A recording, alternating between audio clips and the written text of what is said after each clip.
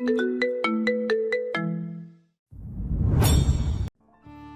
তো হলো, তোমাদের পাপের গড়া পূর্ণ হয়ে গিয়েছে। এবার সময় এসেছে সুদে আসলে সবকিছুর হিসাব নেওয়ার। একটি আলিশান প্রাসাদের সবথেকে বড় ব্যালকনিতে হাতে ওয়াইনের একটা গ্লাস নিয়ে খুব রাগে এবং রক্তচক্ষু নিয়ে বাইরের দিকে তাকিয়ে আছে আকাশ। মনে মনে কথাগুলো বিড়বিড় করছে সে। হয়তো তার আবারও সেই পুরনো ক্ষত মনে পড়ে যাচ্ছে, যা তাকে রাতে ঘুমানোর সুযোগ দেয় না। সে বারবার ওয়াইনের গ্লাসে চুমুক দিচ্ছে এবং ভেতরের জ্বালাটা নিবারণ করার চেষ্টা করছে। কিন্তু আদৌ কি এই জ্বালা মেটানো সম্ভব? সে নিজেকে শান্ত করার চেষ্টা করছে বারবার, কিন্তু প্রতিবারই সেই চেষ্টা ব্যর্থ হয়ে যাচ্ছে। ভেতরের আগুনটা যেন আরও তীব্রভাবে জ্বলে উঠছে। হঠাৎ দরজায় নক করার শব্দে তার ভাবনার জগৎ ধপ করে বন্ধ হয়ে গেল, যেন জ্বলন্ত আগুনের শিখা নিভে গেল। এরপর সে নিজেকে কয়েক সেকেন্ড শান্ত করার জন্য ঘন ঘন নিঃশ্বাস নিল। ভেতর থেকে কিছুটা স্বস্তি অনুভব করলে সে আস্তে করে চোখ খুলল এবং গ্লাসটি টেবিলের উপর রেখে দরজার কাছে দাঁড়িয়ে কর্কশ গলায় বলে উঠল, কামিন। আকাশের অনুমতি পেয়ে একজন বডিগার্ড খুব সন্তর্পণে ঘরের মধ্যে প্রবেশ করল। মাথা নিচু করে খুবই নরম গলায় সে বলে উঠল, স্যার, আপনার প্রাইভেট জেটটি রেডি হয়ে গিয়েছে। আপনি চাইলে মিনিট 5 মধ্যে ফ্লাই করতে পারবেন। ঠিক আছে, তাহলে তুমি গিয়ে সব কিছু রেডি করো, আমি 5 মিনিটের মধ্যে আসছি। আকাশের নির্দেশ পাওয়ার সাথে সাথে তানভীর সেখান থেকে চলে গেল। আকাশ দ্রুত ওয়াশরুমের দিকে যাওয়ার সময় একটি সুইচ টিপ দিতেই হুট করে পাশের আলমারিটি খুলে গেল। সেখানে সাজানো ছিল হরেক রকমের দামি ব্র্যান্ডের কাপড়, জুতো, দামি ঘড়ি এবং অন্যান্য প্রসাধনী। সেখান থেকে একটি সাদা শার্ট, কালো ব্লেজার, কালো প্যান্ট ও কালো জুতো নিয়ে নিজেকে তৈরি করে নিল সে। তার শরীর এখন আগের চেয়ে অনেক বেশি ফিট। সাদা ফর্সা চেহারার সাথে পোশাকগুলো একদম মানিয়ে গিয়েছে। এরপর সে জেল দিয়ে চুলগুলো সেট করে নিল এবং দামি পারফিউম মেখে ঘর থেকে বেরিয়ে এলো। নিচে পার্কিং লটে কালো রঙের বুলেট প্রুফ গাড়ির বহর প্রস্তুত। আকাশ যখন সিঁড়ি দিয়ে নিচে নামলো, তখন তার প্রতিটি পদক্ষেপে আভিজাত্য আর প্রতিশোধের কাঠিন্য ঝরে পড়ছে। সে কোনো দিকে না তাকিয়ে সোজা তার গাড়িতে গিয়ে বসল।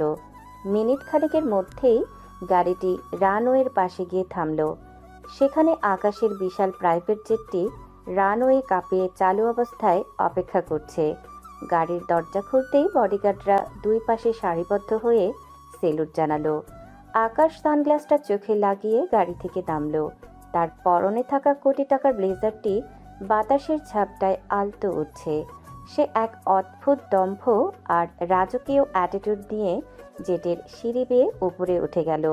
জেটের ভেতরে পা রাখতেই সে পেছনে ফিরে একবার শেষবারের মতো কানাডার মাটির দিকে তাকালো। তার চোয়াল শক্ত হয়ে এলো। আমি ফিরছি, তবে এবার অপরাধী হিসেবে নয়, তোমাদের ধ্বংসের রাজা হয়ে।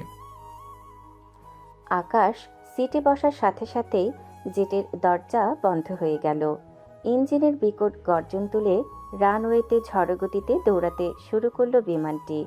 কিছুক্ষণের মধ্যেই মেঘের স্তর ভেদ করে আকাশের প্রাইভেট জেটটি ডানা মেলল তার গন্তব্যের উদ্দেশ্যে।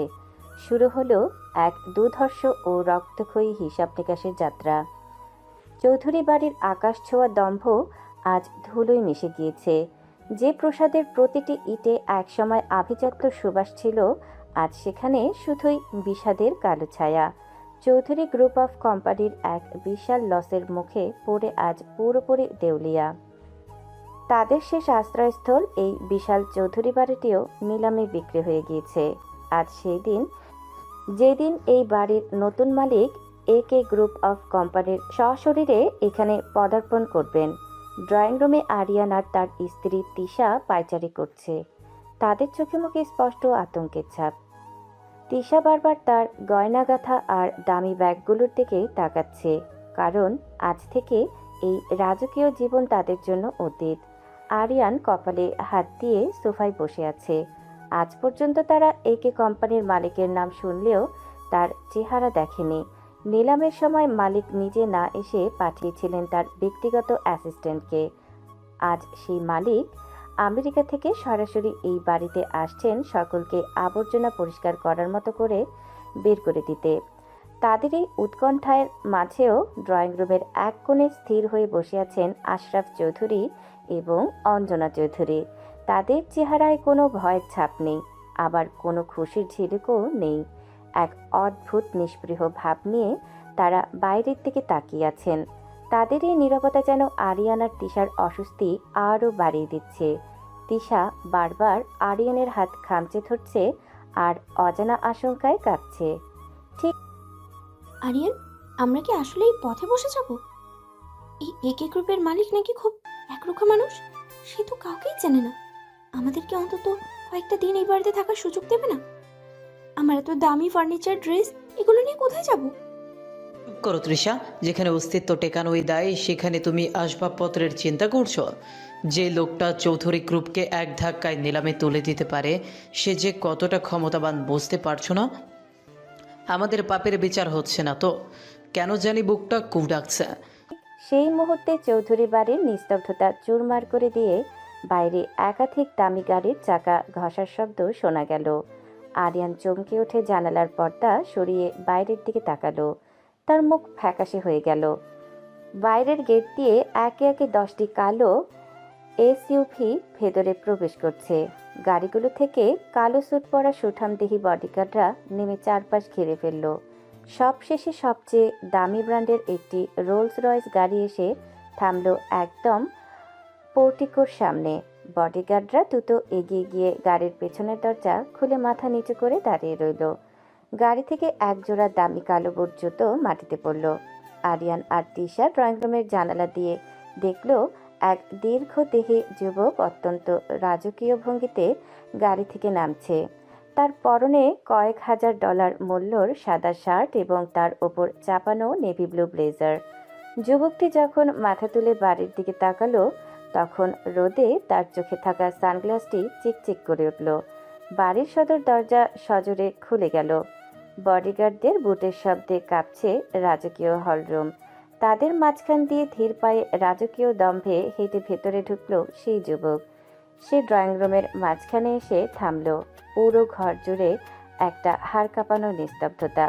যুবকটি তার পকেট থেকে হাত বের করে ধীরে ধীরে চোখের সানগ্লাসটা খুলল। সানগ্লাস সরাতেই বেরিয়ে এলো সেই তীক্ষ্ণ চোখ যা আগুনের মতো জ্বলছে।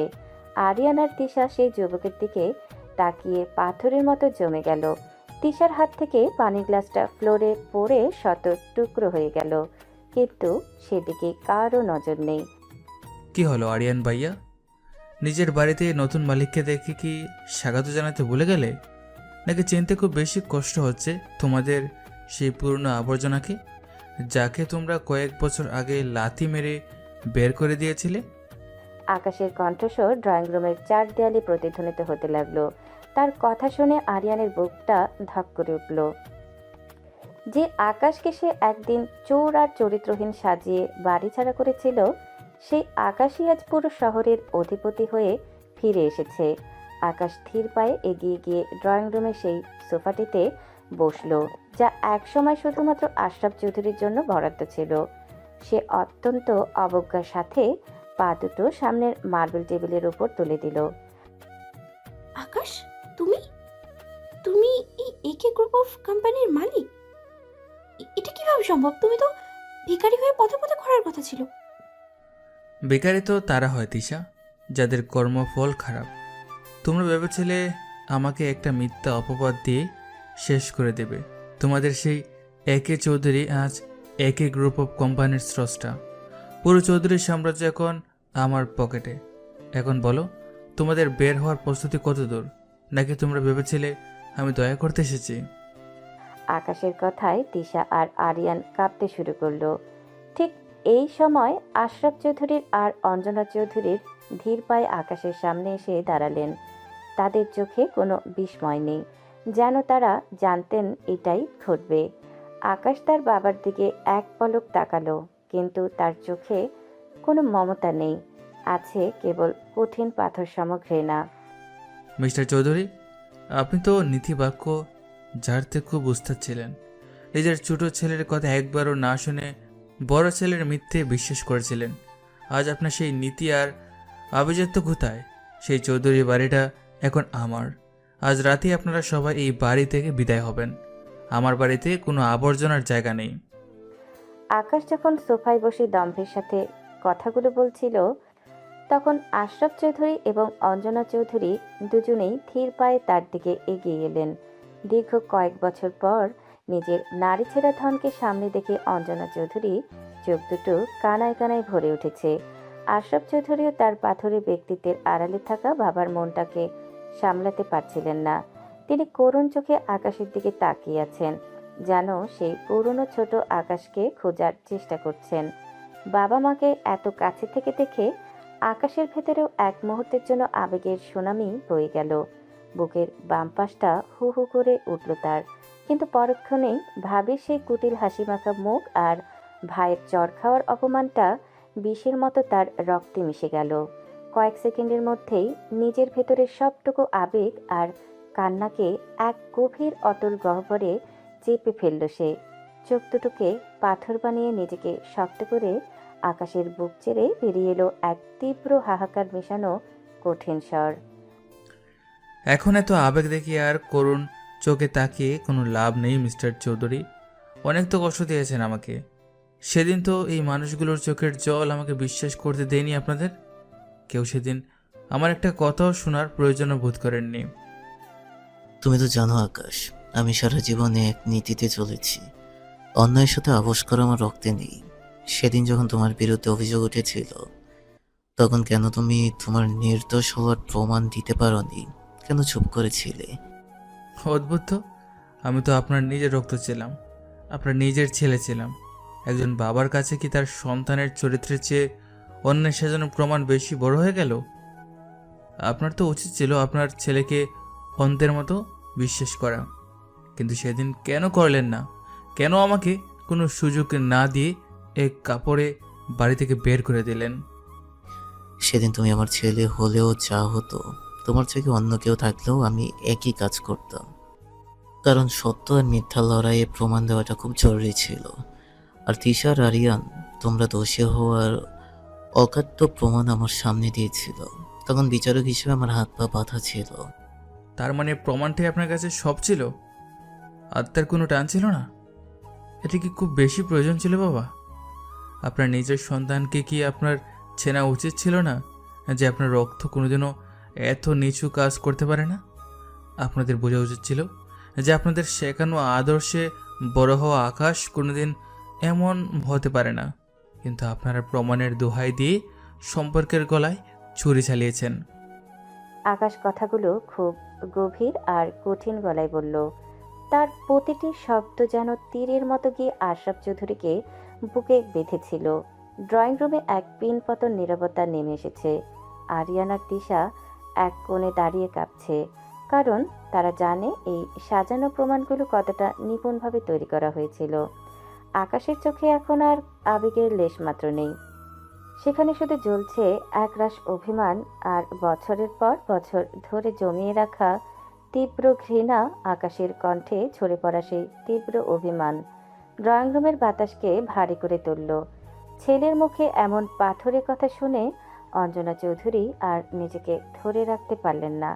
দীর্ঘ কয়েক বছরের জমানো মাতৃত্বের হাহাকার এগিয়ে হুট করে আকাশের পায়ের কাছে মেঝেতে বসে পড়লেন। তার কম্পিত হাত দুটো যখন আকাশের দামি প্যান্টের কাপড় ছুঁয়ে ওর শরীরের দিকে এগোতে চাইল, তখনই আকাশ বিদ্যুৎ বেগে নিজের পা সরিয়ে কয়েক কদম দূরে গিয়ে দাঁড়ালো। তার চোখে তখন এক অদ্ভুত ঘৃণা আর আতঙ্কের সংমিশ্রণ। এ কী করছেন আপনি? আমার শরীর ছোঁয়ার চেষ্টা করবেন না। আপনি কি ভুলে গিয়েছেন যে আমি আপনাদের চোখে একজন চরিত্রহীন আর চোর? আপনার পবিত্র হাত কেন আমার মতো একজন অপদার্থের গায়ে ছোঁয়াতে চাইছেন? আপনি করছেনটা কি? অঞ্জনা চৌধুরী এবার ফুপিয়ে কেঁদে উঠলেন। তার কান্নার শব্দে চৌধুরী বাড়ির দেয়ালে যেন দীর্ঘশ্বাসের প্রতিধ্বনি শোনা যাচ্ছে।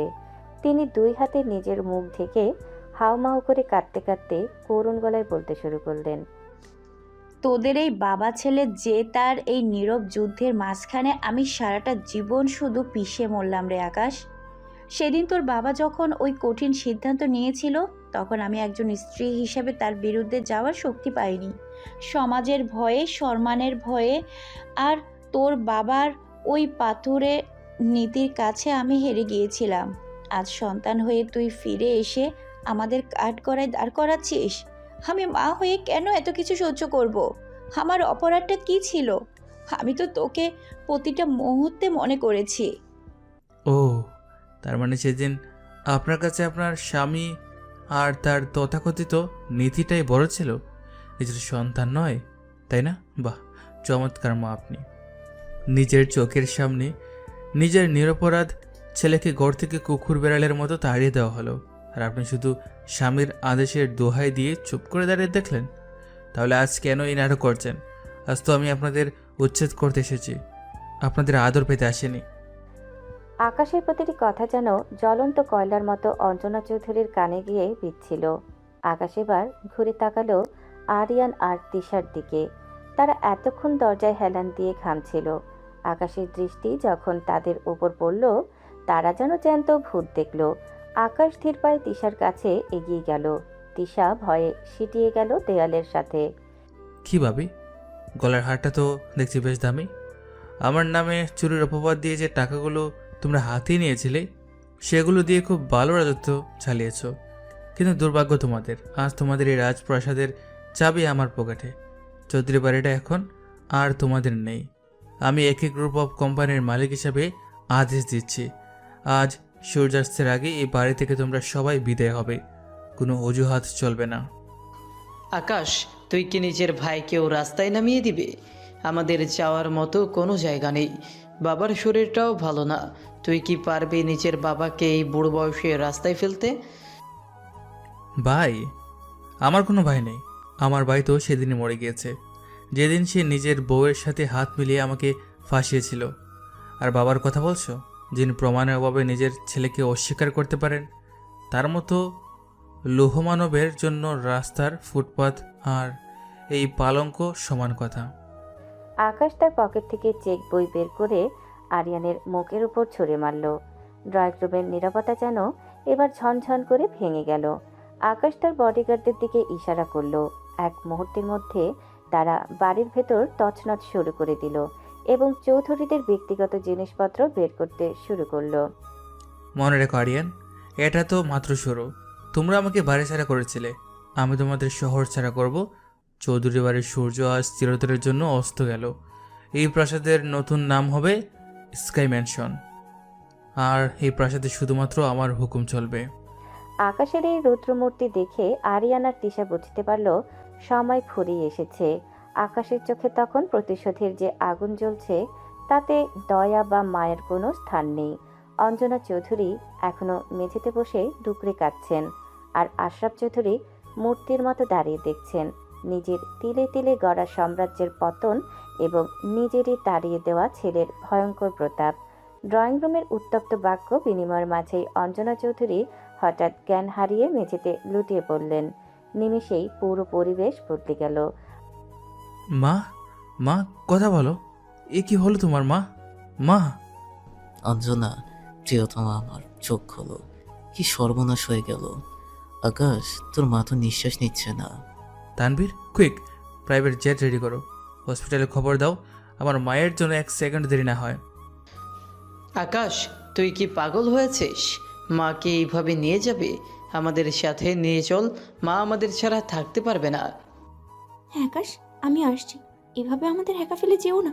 আমরা মায়ের সেবা করতে চাই। চুপ থাকবি তোরা? একদম চুপ। তোদের মতো বিষাক্ত শব্দের সেবা আমার মায়ের দরকার নেই। তোদের জন্য আজ আমার মা মাটির উপর পড়ে আছে। আরিয়ান, একপাশে সরে দাঁড়া। তোর জন্য আজ আমার সংসার ছাড়খাড় হয়ে গিয়েছে। খবরদার আমার স্ত্রীর আশেপাশে তোদের জন্য না দেখি। বাবা, তুমি এমন বলছো? আমরা তো কেবল মায়ের চিন্তা করছি। আকাশ আমাদের সাথে এমন করতে পারে না। আমি পারি আরিয়ান, আমি সব পারি। তোদের মতো জঘন্য মানুষকে আমি আমার মায়ের ছায়াও মারতে দেব না। বডিগার্ড, এই মুহূর্তে এদের ঘাড় ধরে গেটের বাইরে বের করো। আকাশ, তুমি কিন্তু অন্যায় করছো। এই চৌধুরী বাড়ির হক আমাদেরও আছে। হক? যে চৌধুরী বাড়ি এখন আমার পকেটে, সেখানে তোদের কোনো হক নেই। তোরা এখনই বাড়ির কেউ না, তোদের জায়গা এখন ফুটপাতে। আকাশ কথা না বাড়িয়ে অঞ্জনাকে তোল, আমি তোর সাথে যাচ্ছি। আমি ওকে ছাড়া এক মুহূর্ত থাকতে পারবো না। আপনি কেন আসছেন? আপনি তো আপনার নীতি নিয়ে থাকতে চেয়েছিলেন, আজ কেন আপনার নীতি ভেঙে আমার পেছনে আসছেন? এখন এসব শোনার সময় নয় আকাশ। আজ যদি অঞ্জনার কিছু হয় আমি নিজেকে ক্ষমা করতে পারবো না। চল। ঠিক আছে চলুন, তবে মনে রাখবেন আমি আপনাকে ক্ষমা করে নিই। আরিয়ান, তিশা, আজ থেকে তোদের অন্ধকার সময় শুরু হলো। দেখে নিস তোদের আমি কোথায় পাঠাই। আকাশ তার মাকে পাজাগোলা করে কোলে তুলে নিল। বডিগার্ডরা রাস্তা করে দিল। পেছনে আশরাফ চৌধুরী টলমলে পায়ে অনুসরণ করলেন। আরিয়ান আর তিশা ড্রয়িং রুমের মাঝখানে দাঁড়িয়ে রইল অপমানিত হয়ে। কয়েক মিনিটের মধ্যেই আকাশের প্রাইভেট জেটটি ডানা মেলল অজানার উদ্দেশ্যে। আকাশের প্রাইভেট জেটটি হসপিটালের হেলিপ্যাডে নামার সাথে সাথে পুরো এলাকায় যেন জরুরি অবস্থা জারি হয়ে গেল।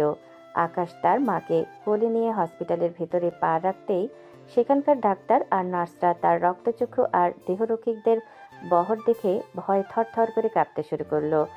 কোথায় এই হসপিটালের সেরা ডাক্তাররা? আমার মা স্ট্রেচারে শুয়ে আছে আর আপনারা দাঁড়িয়ে তামাশা দেখছেন? স্যার, আমরা ল্যাপটিক স্পেশালিস্টকে কল দিয়েছি, তারা 2 মিনিটের মধ্যে পৌঁছাবে। 2 মিনিট? আমার মায়ের পালস কমে যাচ্ছে আর আপনি সময় নিচ্ছেন? যদি 2 মিনিটের 1 সেকেন্ড বেশি হয় তবে হসপিটালের লাইসেন্স আমি আজই বাতিল করাবো। স্যার, আমরা ওটি রেডি করছি। নার্স, কুইক, অক্সিজেন মাস্ক লাগাও। শোনেন ডাক্তার, আমার মা যেন অনুভব করেন তিনি এই দেশের সবচেয়ে নিরাপদ জায়গায় আছেন। হসপিটালের সব কাজ ফেলে আগে আমার মাকে সুস্থ করুন। আপনাদের যা যা প্রয়োজন, বিদেশি ডাক্তার বা দামি ইকুইপমেন্ট সব আমি 1 ঘন্টার মধ্যে এনে দেব, কিন্তু আমার মায়ের কাছে হলে আপনাদের কারো রক্ষা নেই। স্যার, আইসিইউর বেড রেডি, আমরা কি শিফট করব? হ্যাঁ এখনই। আর ডিরেক্টর, আমার মায়ের কেবিনের সামনে যেন একজন পিঁপড়ো না ঢুকে। পুরো ফ্লোর খালি করুন। আকাশ, ডাক্তারদের ওপর এমন চাপ দিস না, ওরা ভয় পেলে ভুল চিকিৎসা করতে পারে। তুই একটু শান্ত হ। শান্ত হব যখন আপনাদের এই গুণধর বড় ছেলে আর ছেলের বউ মিলে আমাকে বাড়ি থেকে বের করেছিলেন? তখন কেন শান্ত ছিলেন না? আজ আমার মা মৃত্যুর সাথে পাঞ্জা লড়ছে আর আপনি আমাকে নীতি শেখাচ্ছেন? আমি তোর বাবা আকাশ, অঞ্জনার স্বামী। আমি তোর থেকে কম চিন্তিত নই, কিন্তু হসপিটালের একটা নিয়ম আছে। নিয়ম আমি তৈরি করি মিস্টার চৌধুরী। এই হসপিটাল থেকে শুরু করে এই শহর সব এখন আমার ইশারায় চলে। তানভীর, গেটে কারা এসেছে? স্যার, আরিয়ান আর তিশা মিডিয়ার সামনে দাঁড়িয়ে নাটক করছে। তারা বলছে আপনি জোর করে মাকে নিয়ে এসেছেন এবং তাদের ঢুকতে দিচ্ছেন না। ওহ, নাটক? এখনও ওদের নাটকের বোধ মাথা থেকে নামেনি? তানভীর, সিকিউরিটিকে বলো ওদের ঘাড় ধরে হসপিটালের সীমানার বাইরে ফেলে দিতে। আর যদি মিডিয়া বেশি বাড়াবাড়ি করে তবে বলে দাও একই গ্রুপ চাইলে কাল থেকে তাদের চ্যানেল বন্ধ হয়ে যেতে পারে। আকাশ দরজার কাছে গিয়ে গর্জে উঠল, কারণ বাইরে তিশা আর আরিয়ানের চিৎকার শোনা যাচ্ছিল। তিশা ভাবি, তোমার ওই মায়া কান্না বন্ধ করো। আমার মায়ের এই অবস্থার পেছনে তোমাদের অবদান আমি ভুলে যাইনি। যদি এরপর 1 কদম সামনে আসো তবে চুরির যে অপবাদ আমাকে দিয়েছিলে তার বদলে খুনের চেষ্টার মামলায় তোমাদের জেলে পৌঁছাবো। আকাশ, তুই কি নিজের ভাইয়ের গায়ে হাত দিবি? আমরা শুধু মাকে দেখতে চাই। ভাই? আমার কোনো ভাই নেই। আরিয়ান চৌধুরী, তোদের পাপের হিসাব আজ থেকে শুরু হলো। তানভীর, পুলিশকে ফোন দাও, এই মুহূর্তে এদের এখান থেকে সরাও। আকাশের গর্জনে পুরো হসপিটাল করিডোর স্তব্ধ হয়ে গেল। ডাক্তাররা ভয়ে কাঁপতে কাঁপতে অঞ্জনার চিকিৎসায় ব্যস্ত হয়ে পড়লেন। আকাশ আইসিইউ এর দরজায় হাত রেখে দাঁড়িয়ে রইল। তার চোখে তখন জল আর মুখে কঠিন প্রতিশোধের ছাপ। আইসিইউ থেকে ঘামতে ঘামতে বেরিয়ে এলেন প্রধান ডাক্তার। তার চোখে মুখে রাজ্যের দুশ্চিন্তা। আকাশ বাঘের মতো গর্জে উঠে ডাক্তারের সামনে গিয়ে দাঁড়ালো। আমার মা কেমন আছে ডাক্তার? রিপোর্ট কি বলছে? মিস্টার আকাশ, আপনার মা প্রচণ্ড মেন্টাল প্রেশার নিয়েছেন যা তার হার্ট সহ্য করতে পারেনি। ওনার হার্টে cardiomyopathy with acute heart failure ধরা পড়েছে। পরিস্থিতি খুব জটিল। সমাধান বলুন। টাকা বা অন্য কিছুর চিন্তা করবেন না, শুধু মা যেন সুস্থ হয়। এই মুহূর্তে দেশে একজনই আছেন যিনি এই জটিল অপারেশন করতে পারেন। অস্ট্রেলিয়া থেকে আসা বিশ্বখ্যাত হার্ট বিশেষজ্ঞ ডক্টর তিথি রহমান। তিনি ছাড়া আপনার মাকে বাঁচানো অসম্ভব। কোথায় সেই তথ্য রহমান? তাকে এখনই এখানে নিয়ে আসো। স্যার, আজ ডক্টর তিথির নিজের বাড়িতে অনুষ্ঠান, সম্ভবত আজ ওনার বিয়ে। এই অবস্থায় তিনি কি আসবেন? আমি ফোন দিয়েছিলাম কিন্তু কেউ ধরছে না। আমার মায়ের জীবনের চেয়ে তার বিয়ে বড় হতে পারে না। তানভীর, ঠিকানা বের করো। যেভাবেই হোক ডক্টর তিথি রহমানকে আমার সামনে চাই। আকাশের নির্দেশে তানভীর ডক্টর তিথির ঠিকানা জোগাড় করলো। আকাশের বডিগার্ডরা প্রথমে তিথির বাড়িতে গিয়ে তাকে আনতে চাইলে তিথি সরাসরি মানা করে দেয় এবং জানায় আজ তার জীবনের সবচেয়ে বড় দিন, সে এখন হসপিটালে যেতে পারবে না। এই খবর কানে পৌঁছানো মাত্রই আকাশ আর স্থির থাকতে পারল না। 15টি কালো গাড়ির বহর নিয়ে সে ঝড়ের গতিতে পৌঁছে গেল তিথির বিয়ের আসরে। ধুমধাম করে বিয়ের আসর বসেছে, চারিদিকে আলো আর মানুষের ভিড়। এমন সময় আকাশের বডিগার্ডরা আসর ঘিরে ফেলল। আকাশ ধীর পায়ে রাজকীয় দম্ভে বিয়ের মঞ্চের দিকে এগিয়ে গেল। তাকে দেখে আমন্ত্রিত অতিথিরা ভয়ে সিটিয়ে গেল। আপনি কে? আর এভাবে আমার বিয়ের আসরে তাণ্ডব চালাচ্ছেন কেন?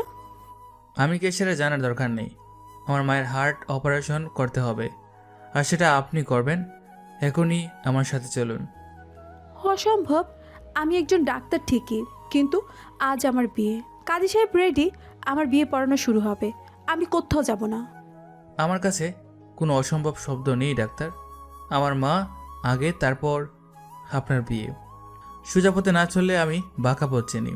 তিথির হবু বর আরমান রেগে এগিয়ে এলো আকাশকে বাধা দিতে। এই যে মশাই, কার সাথে কথা বলছেন আপনি জানেন? এটা আমার বিয়ে, তিথি এখন কোথাও যাবে না। আপনার সাহস তো কম না। তানভীর, একে সামলাও, আমার সময়ের খুব দাম। আকাশের ইশারায় মুহূর্তের মধ্যে বডিগার্ডরা আরমানকে জাপটে ধরে সরিয়ে দিল। পুরো বিয়ের আসরে হাহাকার পড়ে গেল। তিথি কিছু বলার আগেই আকাশ তার হাত শক্ত করে চেপে ধরল। ছাড়ুন বলছি। আপনি এইভাবে একজন মেয়ের গায়ে হাত দিতে পারেন না, এটা গুন্ডামি। এটাকে গুন্ডামি বললে গুন্ডামি সই। মা বেঁচে থাকলে আপনি ডক্টর তিথি থাকবেন, আর মা মারা গেলে আপনার এই নতুন জীবনের কোনো অস্তিত্ব থাকবে না। চলুন। আকাশ কোনো কথা না শুনেই কোণের সাজে থাকা তিথিকে হ্যাচকা টান দিয়ে মঞ্চ থেকে নামিয়ে আনলো। তিথির চিৎকারে কেউ কান দিল না। আকাশের লোকজন পুরো বাড়ি অবরুদ্ধ করে রাখলো যাতে কেউ পিছু নিতে না পারে। আকাশ তিথিকে নিয়ে গাড়িতে উঠে সরাসরি হসপিটালের উদ্দেশ্যে রওনা দিল।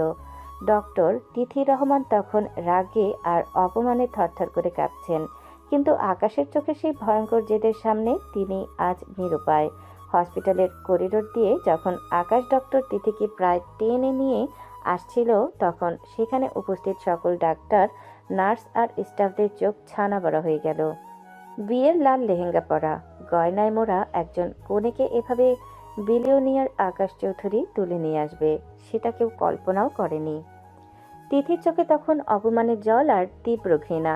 তাকে দেখা মাত্রই হসপিটালের সিনিয়রের ডাক্তাররা হন্তদন্ত হয়ে ছুটে এলেন। ডক্টর তিথি, আপনি এসে গিয়েছেন? প্লিজ আমাদের বাঁচান। আকাশ চৌধুরীর মায়ের অবস্থা খুব খারাপ। ওনার যদি কিছু হয় তবে এই মানুষটা আস্ত এই হসপিটাল ধ্বংস করে ফেলবে। আমাদের কেরিয়ার, জীবন সব এখন আপনার হাতে। আপনারা কি পাগল হয়ে গিয়েছেন? দেখছেন না ওই লোকটা আমাকে আমার বিয়ের আসর থেকে জোর করে তুলে এনেছে? এটি কি কোনো সভ্য দেশের আইন? আমি কেন ওই অসভ্য লোকের মায়ের চিকিৎসা করব?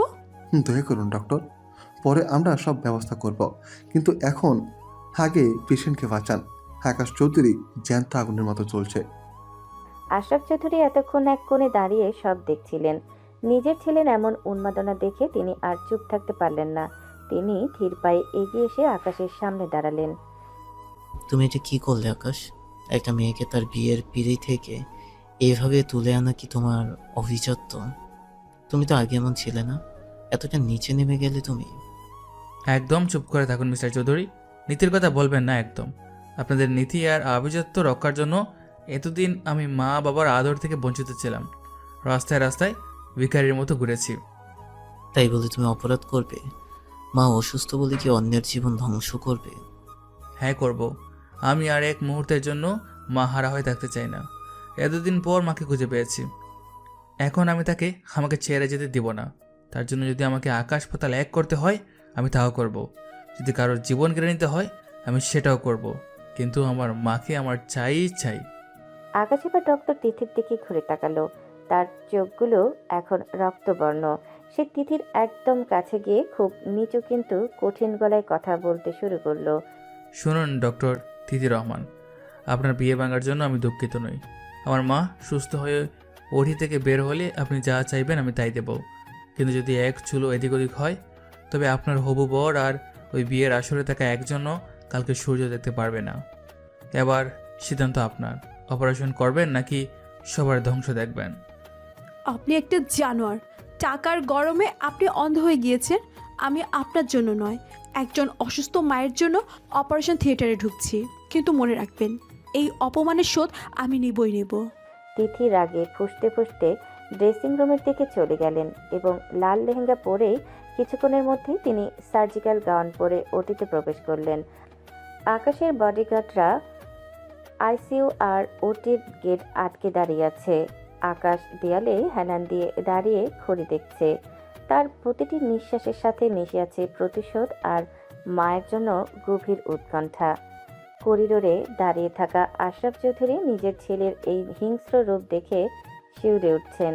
হসপিটালের করিডোরে যখন জমের মতো দাঁড়িয়ে আকাশ তার মায়ের জীবনের জন্য প্রার্থনা করছিল, ঠিক তখনই হসপিটালের পেছনের গেট দিয়ে তিশা আর আরিয়ান ভেতরে ঢুকলো। তাদের সাথে রয়েছে তিশার চাচাতো ভাই দুর্নীতিবাজ পুলিশ অফিসার মোরসালিন। তিশা আর আরিয়ান এই সুযোগটাকেই খুঁজছিল। একে তো আকাশ তাদের বাড়িছাড়া করেছে, তার উপর এই অপহরণের মামলা দিয়ে আকাশকে চিরতরে শেষ করে দেওয়াই তাদের মূল লক্ষ্য। তৃষা, তুমি যা ভেবেছো তা একদম ঠিক। মুরসালিনকে টাকা দিয়ে এই সময় নিয়ে আসাটা আমাদের সেরা চাল।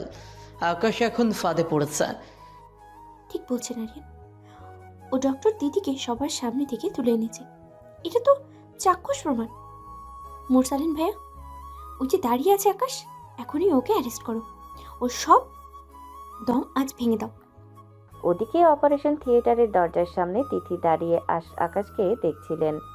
শুরুতে রাগে ফেটে পড়লেও আকাশের চোখে নিজের মায়ের জন্য সেই আকুলতা আর কান্নার চাপ দেখে তিথির ভেতরটা কেমন যেন কেঁপে উঠল। একজন বিলিয়নিয়ার হয়েও যে মানুষটা একটা বাচ্চার মতো মায়ের জন্য হাহাকার করছে, তার প্রতি তিথির ঘৃণাটা কিছুটা হলেও দমে এলো। তিথি মনে মনে ভাবলেন, অপরাধী হলেও লোকটা মা ভক্ত। তিথি আর দেরি না করে মায়ের প্রতি কর্তব্য পালনে ওটিতে ঢুকে গেলেন। কিন্তু তিনি জানলেন না বাইরে কি ভয়ানক ষড়যন্ত্র অপেক্ষা করছে। হঠাৎ এক ঝাঁক পুলিশ ফোর্স নিয়ে মোরসালিন করিডোরে প্রবেশ করলো। ভারী বুটের শব্দে হসপিটালের নিস্তব্ধতা ভেঙে চুরমার হয়ে গেল। আকাশ অবাক হয়ে পুলিশের দিকে তাকালো। তার মনে হলো তিথির পরিবার হয়তো এই পুলিশ পাঠিয়েছে। মোরসালিন আকাশের সামনে গিয়ে দাঁড়ালেন। আকাশ চৌধুরী, আপনি একজন নামী ডাক্তারকে অপহরণ করেছেন। আপনার নামে অ্যারেস্ট ওয়ারেন্ট আছে। Hands up. অফিসার, এটা কী ধরনের অবিচার? দেখছেন না আমার স্ত্রী অপারেশন থিয়েটারের মৃত্যুর সাথে লড়ছে। এই অবস্থায় এই ছেলেটাকে নিয়ে যাবেন না। আমি কথা দিচ্ছি, ও কোথাও যাবে না। মিস্টার চৌধুরী, আইনের পথে বাধা দিবেন না। আকাশ চৌধুরী একজন ক্রিমিনাল।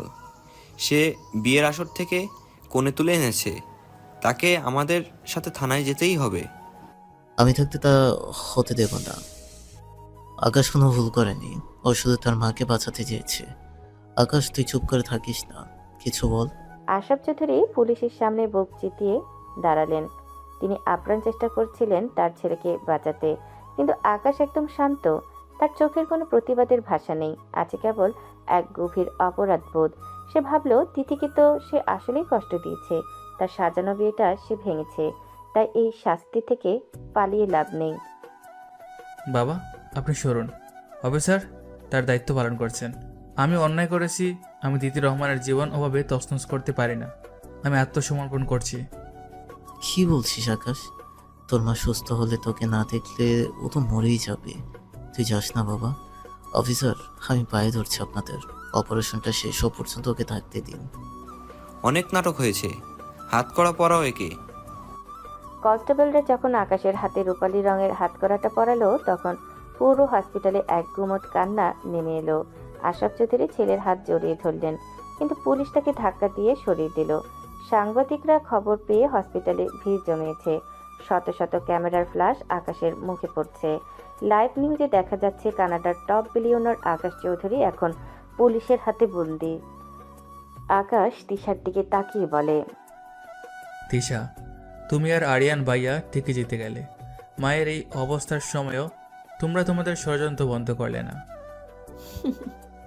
আইনের জয় হয়েছে আকাশ। তুমি বিলিনিয়ার হতে পারো, কিন্তু আমাদের হাত থেকে রেহাই নেই। বাবা, আমি জানি না মা সুস্থ হয়ে ফিরবে কিনা। যদি আমি ফিরে না আসি তবে মাকে আগলে রাখবেন। ডক্টর তিথিকে বলবেন আমি ক্ষমা প্রার্থী। পুলিশ যখন আকাশকে টেনে হসপিটাল থেকে বের করে দিয়ে নিয়ে যাচ্ছিল, তখন আশরাফ চৌধুরী টুকরে কেঁদে উঠলেন। মিডিয়ার ভিড় ঠেলে আকাশকে প্রিজন ভ্যানে তোলা হলো। সারা দেশের মানুষ টিভি স্ক্রিনে দেখলো একজন অসহায় বিলিয়নিয়ারের আত্মসমর্পণ, যে কিনা শুধু মাকে বাঁচাতে গিয়ে আজ কারাগারে। ওদিকে ওটির ভেতরে ডক্টর তিথি যখন একাগ্র চিত্তে অঞ্জনার হার্ট রিপেয়ার করছেন, তিনি টেরই পেলেন না যে বাইরে তার জন্য এক সন্তান নিজের সর্বস্ব বিসর্জন দিয়ে শিকল পড়ল। দীর্ঘ কয়েক ঘন্টার পর হাড় ভাঙা খাটনের পর ডক্টর তিথি রহমান অপারেশন থিয়েটারের দরজা ঠেলে বাইরে বেরিয়ে এলেন। তার কপালে বিন্দু বিন্দু ঘাম, শরীরের ক্লান্তি থাকলেও চোখ মুখে এক ধরনের তৃপ্তি। সফলভাবে অঞ্জনা চৌধুরীর হার্ট রিপেয়ার করেছেন তিনি। করিডোর আসতেই তিথি দেখলেন সবাই উৎকণ্ঠা নিয়ে দাঁড়িয়ে আছে। আশরাফ চৌধুরী, আরিয়ান এবং তিশা। কিন্তু যার তীব্র চাউনি আর জেদের মুখে পড়ে তিনি এখানে আসতে বাধ্য হয়েছিলেন, সেই মানুষটাকে কোথাও দেখা যাচ্ছে না। তিথি মুখে কিছু বললেন না, কিন্তু তার চোখ দুটো ভিড়ের মাঝে বারবার সেই পাথরের চেহারার আকাশকে খুঁজতে লাগলো। লোকটা কোথায় গেল? আমাকে তো প্রায় কিডন্যাপ করে নিয়ে এলো, আর এখন যখন অপারেশন শেষ হলো তখন সে উধাও। অদ্ভুত তো। তিথি দ্রুত ফ্রেশ হয়ে ড্রেসিং রুম থেকে বেরিয়ে এলেন। বিয়ের সেই লাল লেহেঙ্গাটা এখন আর তার পরনে নেই। হাসপাতালের নীল রঙের স্ক্রাবস পরে তিনি ধীর পায়ে আশরাফ চৌধুরীর সামনে গিয়ে দাঁড়ালেন। আকাশ চৌধুরী তখনও দেয়ালের এক কোণে মূর্তির মতো দাঁড়িয়ে আছেন। Mister Chowdhury, operation successful. আপনার স্ত্রী এখন বিপদমুক্ত, তবে আগামী 24 ঘন্টা ওনাকে কড়া পর্যবেক্ষণে রাখতে হবে।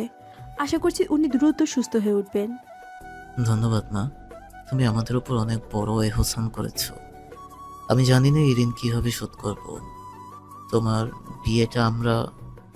ওসব কথা এখন থাক। পেশেন্ট সুস্থ হওয়াটা আমার কাছে বড় কথা। কিন্তু মিস্টার চৌধুরী, আপনার ছেলে আকাশ কোথায়? যে মানুষটা আমাকে এখানে নিয়ে আসার জন্য পুরো শহর মাথায় তুললো, সে এখন কোথায়? সে কি তার মায়ের খবর নিতে আসবে না? তিথির প্রশ্ন শুনে আশরাফ চৌধুরীর মুখটা মুহূর্তেই কালো হয়ে গেল। তিনি আর কান্না ধরে রাখতে পারলেন না। অন্যদিকে তিশা আর আরিয়ান একপাশে দাঁড়িয়ে বিজয়ের হাসি হাসছিল, যা তিথির নজর এড়ালো না। আকাশকে পুলিশ নিয়ে গিয়েছে মা। তোমার পরিবার নাকি পুলিশের কাছে অভিযোগ করেছে যে আকাশ তোমাকে অপহরণ করেছে। আকাশ কোনো প্রতিবাদ করেনি, ও নিজে থেকেই পুলিশের হাতে ধরা দিয়েছে। কি বলছেন আপনি? পুলিশ? আমার পরিবার তাকে পুলিশে দিয়েছে? এটা কিভাবে সম্ভব? আমার বাবা বা আরমান কি জানতো আমি এখানে? জানি না মা, কিন্তু পুলিশ এসে ওকে হাত করা পরিয়ে সবার সামনে দিয়ে নিয়ে গেল। ও শুধু বলে গিয়েছে যেন আমি তোমার কাছে ওর হয়ে ক্ষমা চেয়ে নেই। ওর একটাই কথা ছিল, মা সুস্থ থাকলেই ও খুশি। আশরাফ চৌধুরীর কথাগুলো শুনে তিথির মাথায় যেন আকাশ ভেঙে পড়ল। সে স্তব্ধ হয়ে দাঁড়িয়ে রইল। যে মানুষটাকে সে এতক্ষণ মনে মনে ঘৃণা করছিল, সেই মানুষটা শুধুমাত্র তার মায়ের প্রাণের জন্য নিজের সম্মান, আভিজাত্য, এমনকি নিজের স্বাধীনতা পর্যন্ত বিসর্জন দিয়ে দিল। তিথির মনে পড়ে গেল আকাশের সেই আরতি ভরা চোখ দুটো। সে বুঝতে পারল আকাশ কোনো পেশাদার অপরাধী নয়, সে কেবল একজন নিরুপায় সন্তান। তিশা ভাবি, আপনার মুরাসালিন ভাইয়া এত দ্রুত খবর পেলেন কিভাবে যে আমি এখানে? আকাশ চৌধুরী কি তবে আসলেও ভুল ছিলেন, নাকি আপনারা সুযোগ বুঝে তাকে সরিয়ে দিলেন?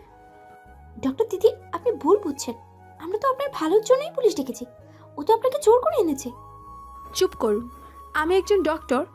কার মনে মায়ের জন্য ভালোবাসা আছে আর কার মনে বিষ, সেটা আমি ভালোই চিনি।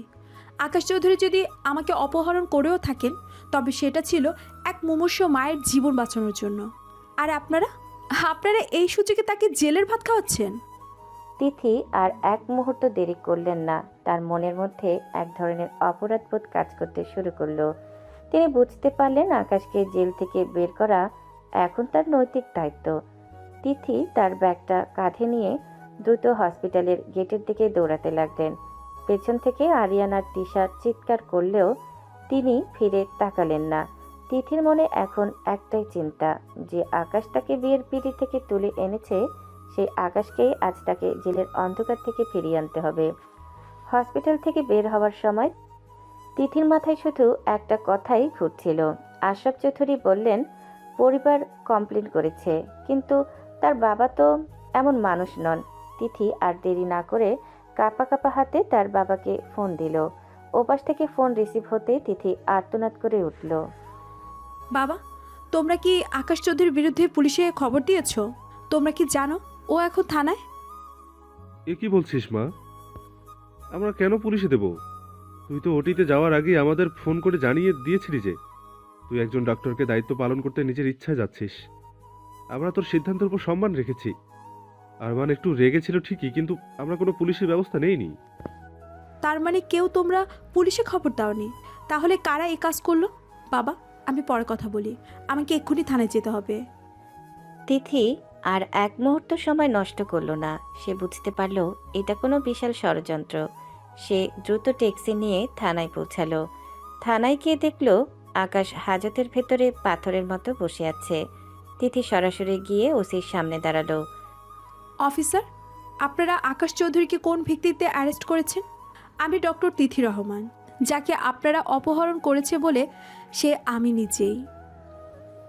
ডক্টর, আপনার পরিবার থেকে আমাদের ইনফরমেশন করা হয়েছে যে আপনাকে জোর করে তুলে আনা হয়েছে। সম্পূর্ণ মিথ্যা কথা। আমি স্বেচ্ছায় ওনার মায়ের অপারেশন করতে গিয়েছি। আমার পরিবারে কেউ কোনো কমপ্লেন করেনি। আপনারা এক্ষুনি ওনাকে ছেড়ে দিন, নয়তোবা আমি আপনাদের বিরুদ্ধে হ্যারাসমেন্টের মামলা করব। ডক্টর তিথির করা জবানবন্দির পর পুলিশ আকাশকে ছেড়ে দিতে বাধ্য হলো। লকআপের দরজা খোলার পর আকাশ ধীর পায়ে বাইরে বেরিয়ে এলো। তার চোখের সেই রক্তবর্ণ ভাবটা এখন নেই। সেখানে কেবল একরাশ ক্লান্তি আর কৃতজ্ঞতা। আকাশের মতো একজন বিলিয়নার আজ এই মেয়ের সামনে মাথা নিচে করে দাঁড়ালো। ডক্টর তিথি, আমি আপনার কাছে এবং আপনার পরিবারের কাছে হাত জোর করে ক্ষমা চাচ্ছি। আমি জানি আমি যা করেছি তা ক্ষমার অযোগ্য, কিন্তু আমার মা এখন কেমন আছে ডক্টর? প্লিজ আমাকে সত্যিটা বলুন। আপনি নিশ্চিত হন মিস্টার আকাশ, আপনার মা এখন আশঙ্কামুক্ত। অপারেশন সাকসেসফুল হয়েছে এবং তিনি এখন আউট অফ ডেঞ্জার। মায়ের সুস্থতার কথা শুনে আকাশের বুকের ভেতর থেকে যেন এক বিশাল পাথর নেমে গেল। সে দীর্ঘক্ষণ চোখ বন্ধ করে দীর্ঘশ্বাস নিল। তার চোখে আনন্দের অশ্রু চিকচিক করে উঠল। ধন্যবাদ ডক্টর, আপনি আজ আমার মৃতপ্রায় পৃথিবীটাকে প্রাণ ফিরিয়ে দিলেন। আমি আপনার এই ঋণ কোনোদিনও শোধ করতে পারবো না। কৃতজ্ঞতা পরে প্রকাশ করবেন, আগে আমার একটা প্রশ্নের উত্তর দিন। আমার বাবা বা হবু বর আপনার বিরুদ্ধে কোনো কমপ্লেন করেনি। আমি যাওয়ার আগে তাদের সব বুঝিয়ে বলেছিলাম। তাহলে পুলিশকে ভুল তথ্য দিয়ে আপনাকে হাজতে পাঠালো কে? কে সেই শত্রু যে আপনার মায়ের অসুস্থতার সময়ও আপনার পতন চেয়েছিল? তিথির প্রশ্ন শুনে আকাশ হঠাৎ চুপ হয়ে গেল। তার চোখের চাউনি আবার তীক্ষ্ণ আর শীতল হয়ে এলো। সে কিছুক্ষণ চুপচাপ আকাশের দিকে তাকিয়ে ভাবল।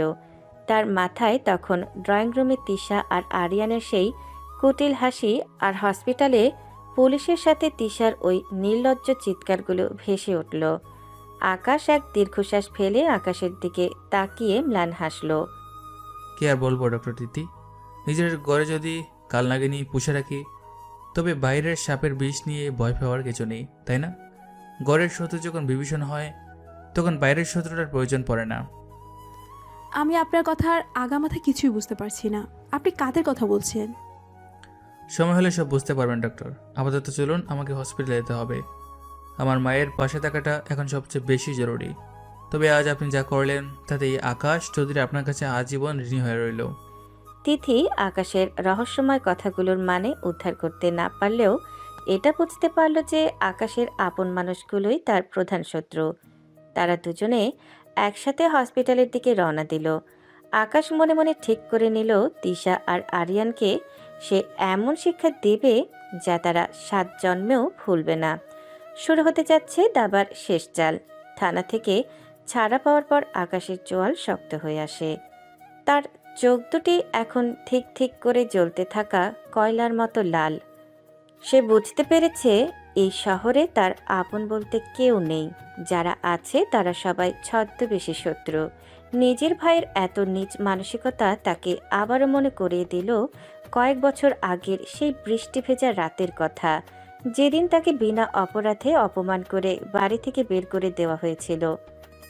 আকাশ আর এক মুহূর্ত সময় নষ্ট না করে সরাসরি হসপিটালে চলে গেল। সেখানে পৌঁছে সে দেখল আশরাফ চৌধুরী করিডোরের এক কোণে মাথা নিচু করে বসে আছেন। আকাশ কাছে গিয়ে দাঁড়াতেই বৃদ্ধ বাবা কাঁপা কাঁপা চোখে ছেলের দিকে তাকালেন। অপরাধবোধে তার মাথা আরও নিচু হয়ে গেল। বাবা, আপনি বাড়ি যান, শরীরের উপর অনেক দখল গিয়েছে। আমি এখন থেকে মায়ের পাশে থাকবো। না রে আকাশ, আমি তোকে আর বিশ্বাস করতে না পারার মুখ হারিয়ে ফেলেছি। তুই হাজত থেকে আসলি, অথচ আমি তোকে রক্ষা করতে পারলাম না। আমার বিচারটা আজও ভুল হয়ে গেল। আকাশ বাবার কথায় কোনো উত্তর দিল না। সে ধীর পায়ে আইসিইউ এর কাচের ওপাশ থেকে তার জননীকে দেখল। নাকে অক্সিজেন মাস্ক, শরীরে হাজারো নল। এই অবস্থার জন্য সে মনে মনে আরিয়ানার তিশাকেই দায়ী করল। দীর্ঘ এক সপ্তাহ আকাশ নিজের সমস্ত বিজনেস ডিল বাতিল করে হাসপাতালের একটি ছোট্ট সোফায় রাত কাটালো। সে নিজ হাতে মাকে ওষুধ খাওয়ানো থেকে শুরু করে কপালে জলপট্টি দেওয়া সবই করল। বিলিয়নিয়ারের দম্ভ তার মধ্যে ছিল না, ছিল কেবল একজন তৃষ্ণার্ত সন্তানের আকুতি। ডক্টর তিথি প্রতিদিন চেক আপে এসে অবাক হয়ে দেখত যে লোকটা বিয়ের আসর থেকে তাকে তুলে এনেছিল, সে মানুষটাই কি করে এত কোমল হতে পারে। ধীরে ধীরে অঞ্জনা চৌধুরী সুস্থ হয়ে উঠলেন। যেদিন তাদের হসপিটাল থেকে ছাড়া হলো, আকাশ নিজে ড্রাইভ করে মা বাবাকে চৌধুরী বাড়িতে নিয়ে এলো। গাড়ি যখন প্রসাদের সামনে থামলো, তখন দেখা গেল আরিয়ান আর তিশা দরজার কাছে দাঁড়িয়ে আছে। তাদের চোখে মুখে একটা কৃত্রিম দুশ্চিন্তার ছাপ, যেন তারা খুবই চিন্তিত ছিল। আকাশ গাড়ি থেকে নেমে মাকে ধরে সাবধানে ভেতরে নিয়ে এলো এবং সোফায় বসালো। মা বাবাকে স্যাটেল করার পর আকাশের রূপ মুহূর্তেই বদলে গেল। সে তার বডিগার্ডদের দিকে ইশারা করতেই তারা ওপরতলা থেকে আরিয়ানার তিশার লটবহর নিচে ছুঁড়ে ফেলতে শুরু করলো। তোমাদের অভিনয় অনেক হয়েছে, তোমাদের পাপের ঘোড়া এখন উপচে পড়ছে। এই মুহূর্তে তোমরা এই বাড়ি থেকে বের হয়ে যাবে। বডিগার্ড, এদের গার্ড ধরে গেটের বাইরে বের করে দাও। আকাশ, তুই কি পাগল হয়ে গেছিস? মা এই মাত্র সুস্থ হয়ে ফেললেন, আর তুমি বাড়িতে একটা অশান্তি পাকাচ্ছ। আমরা তোমার বড়, আমাদের সাথে এমন ব্যবহার করার সাহস পাও কোথায়? সাহস আমি আমার পরিশ্রম থেকেই পাই তিশা ভাবি। আর বড় হওয়ার অধিকার তোমরা সেদিনে হারিয়েছ, যেদিন আমার বিরুদ্ধে পুলিশকে মিথ্যা তথ্য দিয়ে আমাকে হাজতে পাঠিয়েছ। আমার মা মৃত্যুর সাথে লড়াই করছিল, আর তোমরা তখন আমার পতন সেলিব্রেট করছিলে। তোমাদের মতো বিষাক্ত শব্দের আমি আমার মায়ের আশেপাশে আর এক সেকেন্ডও রাখব না। আকাশের ইশারায় বডিগার্ডরা যখন আরিয়ানের কলার চেপে ধরল, তখন আরিয়ানের সমস্ত দম্ভ বালির প্রাসাদের মতো ভেঙে পড়ল। সে বুঝতে পারল আকাশ এবার সত্যি তাকে ধ্বংস করে দেবে। আরিয়ান হুট করে আকাশের পায়ের উপর ঝাঁপিয়ে পড়ল। তার চোখে এখন সত্যিকারের মৃত্যুর ভয়। আকাশ, দোহাই তোর, আমাকে মাফ করে দে। আমি ভুল করেছি। আমি তৃষার কথায় প্ররোচিত হয়েছিলাম। আমাদের বাড়ি থেকে বের করে দিস না ভাই। আমাদের ব্যাংক অ্যাকাউন্ট সব সিজ হয়ে আছে, বাজারে কোটি টাকা দে না। এখন বাইরে বের হলে পাওনাদাররা আমাদের জ্যান্ত মেরে ফেলবে। আমরা কোথায় যাব আকাশ? আমাদের যাওয়ার কোনো জায়গা নেই। আকাশ, ছোট ভাই হিসেবে একবার দয়া করো। আমি জানি আমি ভুল করেছি, আমি তোমার পায়ে ধরছি। আমাদের রাস্তার ভিখারি বাড়িও না, আমরা এই বাড়ির এক কোণে চাকর বাকরের মতো পড়ে থাকবো, তবু আমাদের আশ্রয় দাও। তিশার কান্না আর আরিয়ানের করুণ আর্তনাদ দেখে অঞ্জনা চৌধুরীর মায়ের মনটা কেঁপে উঠল। তিনি অসুস্থ শরীর নিয়েই কোনো মতে আকাশের হাতটা ধরলেন। আকাশ তার মায়ের দিকে তাকালো, মায়ের চোখে জল। অন্যদিকে আশরাফ চৌধুরী পাথরের মতো জানালার বাইরে তাকিয়ে রইলেন। তিনি জানেন আর যদি আকাশ দয়া করে, তবে এই বিষবৃক্ষ আবারও মাথা চারা দিয়ে উঠবে। আকাশ তার মায়ের করুণ মুখটা দেখে এক দীর্ঘশ্বাস ফেলল। সে আরিয়ানের দিক থেকে পা সরিয়ে নিল। তোমরা ভেবেছিলে আমি তোমাদের ক্ষমা করে দিব? না, আকাশ চৌধুরী কাউকে ক্ষমা করে না। তবে আমার মায়ের চোখের জলের একটা দাম আছে। আরিয়ান, তুই আমার বায়ে ছিলি, এটা ভাবতে আমার ঘৃণা হয়। তোদের আমি বাড়ি থেকে বের করছি না ঠিকই, কিন্তু আজ থেকে তোর এই বাড়ির মালিক বা সদস্য হিসেবে থাকবি না। পেছনের ওই পুরনো স্টোর রুমটা আর তোদের জন্য বরাদ্দ। বাড়ির চাকররা যা খাবে তোরাও তাই খাবি। তোদের সমস্ত বিলাসিতা আজ থেকে শেষ। যদি এই শহরে থাকতে পারিস তবে থাক, নতুবা এখনই গেটের বাইরে যাও। আরিয়ান আর তিশা একে অপরের দিকে তাকালো। যে প্রাসাদে তারা রাজত্ব করত, আজ সেখানে তাদের ঠাঁই হলো স্টোর রুমে। কিন্তু উপায়হীন হয়ে তারা সেই শর্তই মেনে নিল। আকাশ ঘৃণায় মুখ ফিরিয়ে নিজের ঘরের দিকে চলে গেল। সে জানে এই লড়াই মাত্র শুরু। তিশা আর আরিয়ানের এই পতন কেবল তাদের কর্মফলের প্রথম কিস্তি। সকালের মিষ্টি রোদ চৌধুরী প্রাসাদের বারান্দায় এসে পড়েছে। আকাশ আজ একটু ভোরেই তৈরি হয়ে নিয়েছে। তার পরনে দামি ইতালিয়ান স্যুট, চোখে আভিজাত্যর ছাপ। সে যখন সিঁড়ি দিয়ে নিচে নামছিল তখন তার প্রতিটি পদক্ষেপ যেন পুরো বাড়ি কাঁপছিল। ঠিক সেই সময় গেট দিয়ে প্রবেশ করলো ডক্টর তিথির গাড়ি। আকাশকে দেখে তিথি গাড়ি থেকে নামলো। আকাশ তার স্বভাবজাত গাম্ভীর্য ধরে রাখলেও তিথিকে দেখে কিছুটা নম্র হলো। ডক্টর তিথি, আপনি সকালে? মায়ের কি কোনো সমস্যা হয়েছে? না না মিস্টার আকাশ, আমি জাস্ট ফলো আপের জন্য এলাম। কাল রাতে ওনার প্রেশারটা একটু ফ্ল্যাকচুয়েট করেছিল, তাই ভাবলাম একবার দেখে যাই। আপনার এই দায়িত্ববোধের প্রশংসা করতে হয়। আপনাকে স্বাগত। তানবীর, ডক্টরকে উপরে নিয়ে যাও, আমার অফিসে দেরি হয়ে যাচ্ছে। আকাশ তিথিকে সম্মানের সাথে অভ্যর্থনা জানিয়ে নিজের বিশাল বডিগার্ড বহর নিয়ে গাড়ির দিকে এগিয়ে গেল। 10-12 জন কালো স্যুট পরা বডিগার্ড তাকে ঘিরে রেখেছে। ইঞ্জিনের গর্জন তুলে একের পর এক দামি গাড়ি যখন গেট দিয়ে বেরিয়ে গেল, তিথি মুগ্ধ হয়ে সেই রাজকীয় প্রস্থান দেখল। কিন্তু তার সে মুগ্ধতা বেশিক্ষণ স্থায়ী হলো না। ড্রয়িং রুমে পা রাখতেই তিথি থমকে দাঁড়ালো। তিথি দেখল আরিয়ান হাতে একটা ময়লা মোছার কাপড় নিয়ে সোফা পরিষ্কার করছে। অন্যদিকে তিশা মাটিতে বসে সবজি কাটছে। তাদের পরনের পোশাক মলিন, চেহারায় কোনো আভিজাত্য নেই। তিথি স্তম্ভিত হয়ে গেল। সে জানত আকাশ চৌধুরী এই পরিবারের মেঝো ছেলে, আর এরা তার বড় ভাই এবং ভাবি। একে গ্রুপ অফ কোম্পানির মালিক তার নিজের ভাই ভাবিকে বাড়ির কাজের লোকের মতো খাটাচ্ছে। দৃশ্যটা তিথির কাছে খুব একটা শোভনীয় মনে হলো না। তিথির কপালে চিন্তার ভাঁজ পড়ল। সে ভাবল, আকাশ কি তবে প্রতিহিংসায় অন্ধ হয়ে অমানবিক হয়ে যাচ্ছে? আরিয়ান ভাইয়া, তিশা ভাবি, আপনারা এগুলো কি করছেন? কাজের লোক কোথায়? তিথির কথা শুনে আরিয়ান আর তিশা চমকে উঠল। তারা লজ্জিত হয়ে মুখ নিচু করে রইল। ঠিক সেই মুহূর্তেই সিঁড়ি দিয়ে নেমে এলেন আশরাফ চৌধুরী। তিথিকে দেখে তার বিষণ্ণ মুখে এক চিলতে হাসি ফুটে উঠল। আরে মা তিথি, তুমি এসে গিয়েছো। আমি অঞ্জনার জন্য অপেক্ষা করছিলাম। এসো মা, উপরে এসো, নিচে দাঁড়িয়ে থাকার দরকার নেই। আশরাফ চৌধুরী তিথিকে সাদরে দোতলার বড় ঘরটিতে নিয়ে গেলেন। সেখানে বড় জানালার পাশে আরাম কেদারায় বসেছিলেন অঞ্জনা চৌধুরী। তিথিকে দেখা মাত্রই তিনি দুহাত বাড়িয়ে দিলেন। অঞ্জনা চৌধুরীর চোখে আনন্দাশ্রু চিকচিক করে উঠল। এসো মা, বসো আমার পাশে। তুমি না থাকলে তো আমি আজ এই দিনটাই দেখতে পেতাম না। তোমার হাতের ছোঁয়াতে আমি জমের দুয়ার থেকে ফিরে এসেছি। এসব কি বলছেন মা? আমি তো কেবল আমার দায়িত্ব পালন করেছি। আপনি এখন কেমন অনুভব করছেন? বুকে কোনো ব্যথা বা অস্বস্তি আছে? না রে মা, সারলীকে কোনো কষ্ট নেই, কিন্তু মনের ভিতরটা যে অনেকগুলো গিঁট লেগে আছে। এই বাড়িটা এখন আর আগের মতো নেই। চারদিকে কেমন এক পাথরের নিস্তব্ধতা।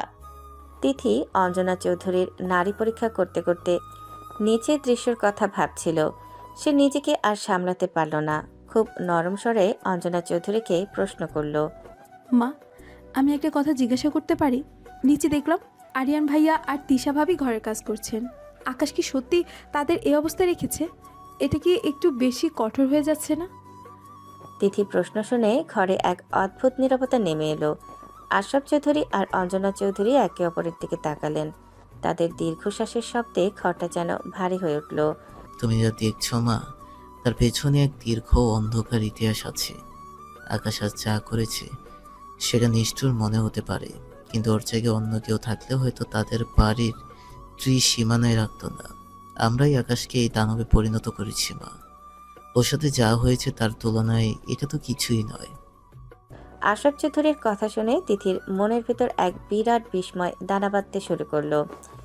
সে মনে মনে ভাবছে, আকাশ চৌধুরী একজন শিক্ষিত এবং অত্যন্ত মার্জিত রুচির মানুষ। তার মতো একজন জেন্টলম্যান কি করে নিজের বড় ভাই আর ভাবিকে বাড়ির চাকরের স্তরে নামিয়ে আনতে পারে? কৌতূহল তাকে ভেতর থেকে তাগিদ দিচ্ছিল সেই ইতিহাস জানার জন্য। তিথি যখন নিজের ভাবনায় বিভোর, ঠিক তখন আশরাফ চৌধুরী তিথির সামনে হাত জোড় করে দাঁড়ালেন। মা তিথি, আমার ছেলে আকাশ তোমার সাথে যা করেছে তার জন্য আমি তোমার কাছে হাত জোড় করে ক্ষমা চাচ্ছি। নিজের স্বার্থে একটা মেয়ের জীবন এভাবে বিপন্ন করা কোনো মতেই ক্ষমাযোগ্য নয়। ঠিক বলেছ। মা যখন হসপিটালের বেডে শুনলাম আকাশ তোমাকে বিয়ের আসর থেকে প্রায় তুলে নিয়ে এসেছে এবং সবার সামনে চরম অপমান করেছে, তখন আমার নিজেরই মরে যেতে ইচ্ছে করছিল। তোমার মতো একটা মা লক্ষ্মী মেয়ের জীবনে আমার ছেলেটা কাল হয়ে দাঁড়ালো। আন্টি, আপনি একদম এমনটা ভাববেন না, প্লিজ। লজ্জিত হবেন না। আমি একজন ডক্টর, আর একজন মুমূর্ষু রোগীকে বাঁচানোই আমার প্রধান ধর্ম।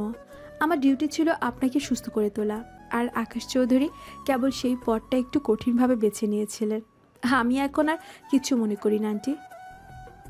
তিথির এমন উদারতা দেখে অঞ্জনা চৌধুরীর দু চোখ ভিজে এলো।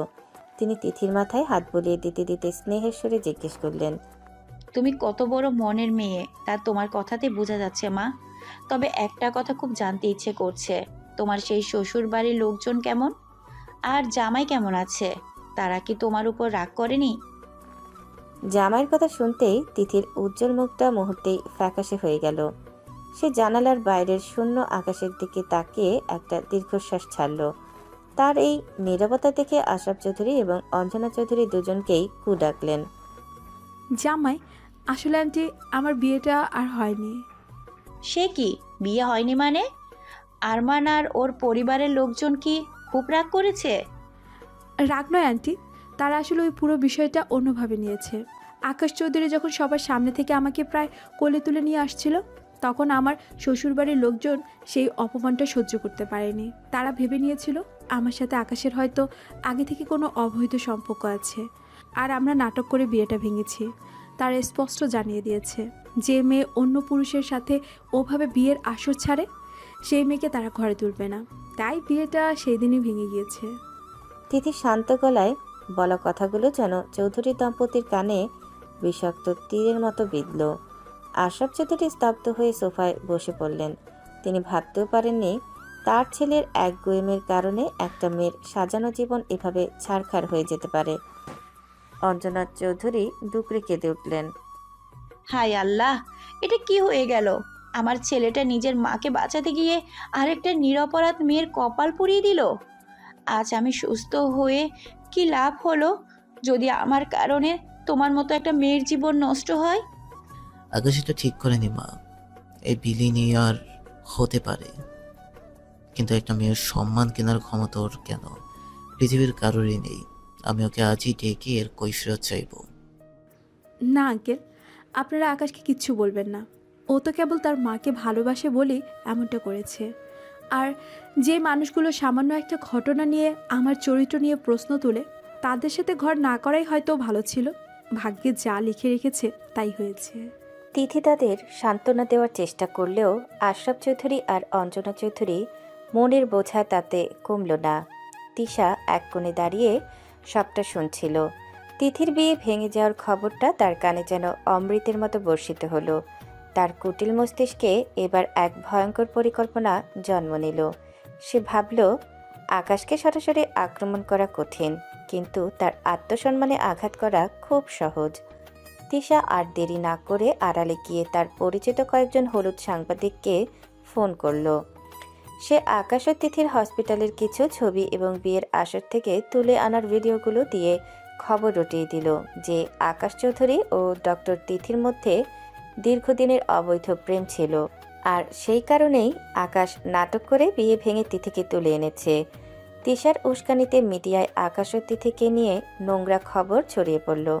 মুহূর্তের মধ্যে চৌধুরী ভিলার সামনে সাংবাদিকদের উপচে পড়া ভিড় জমে গেল।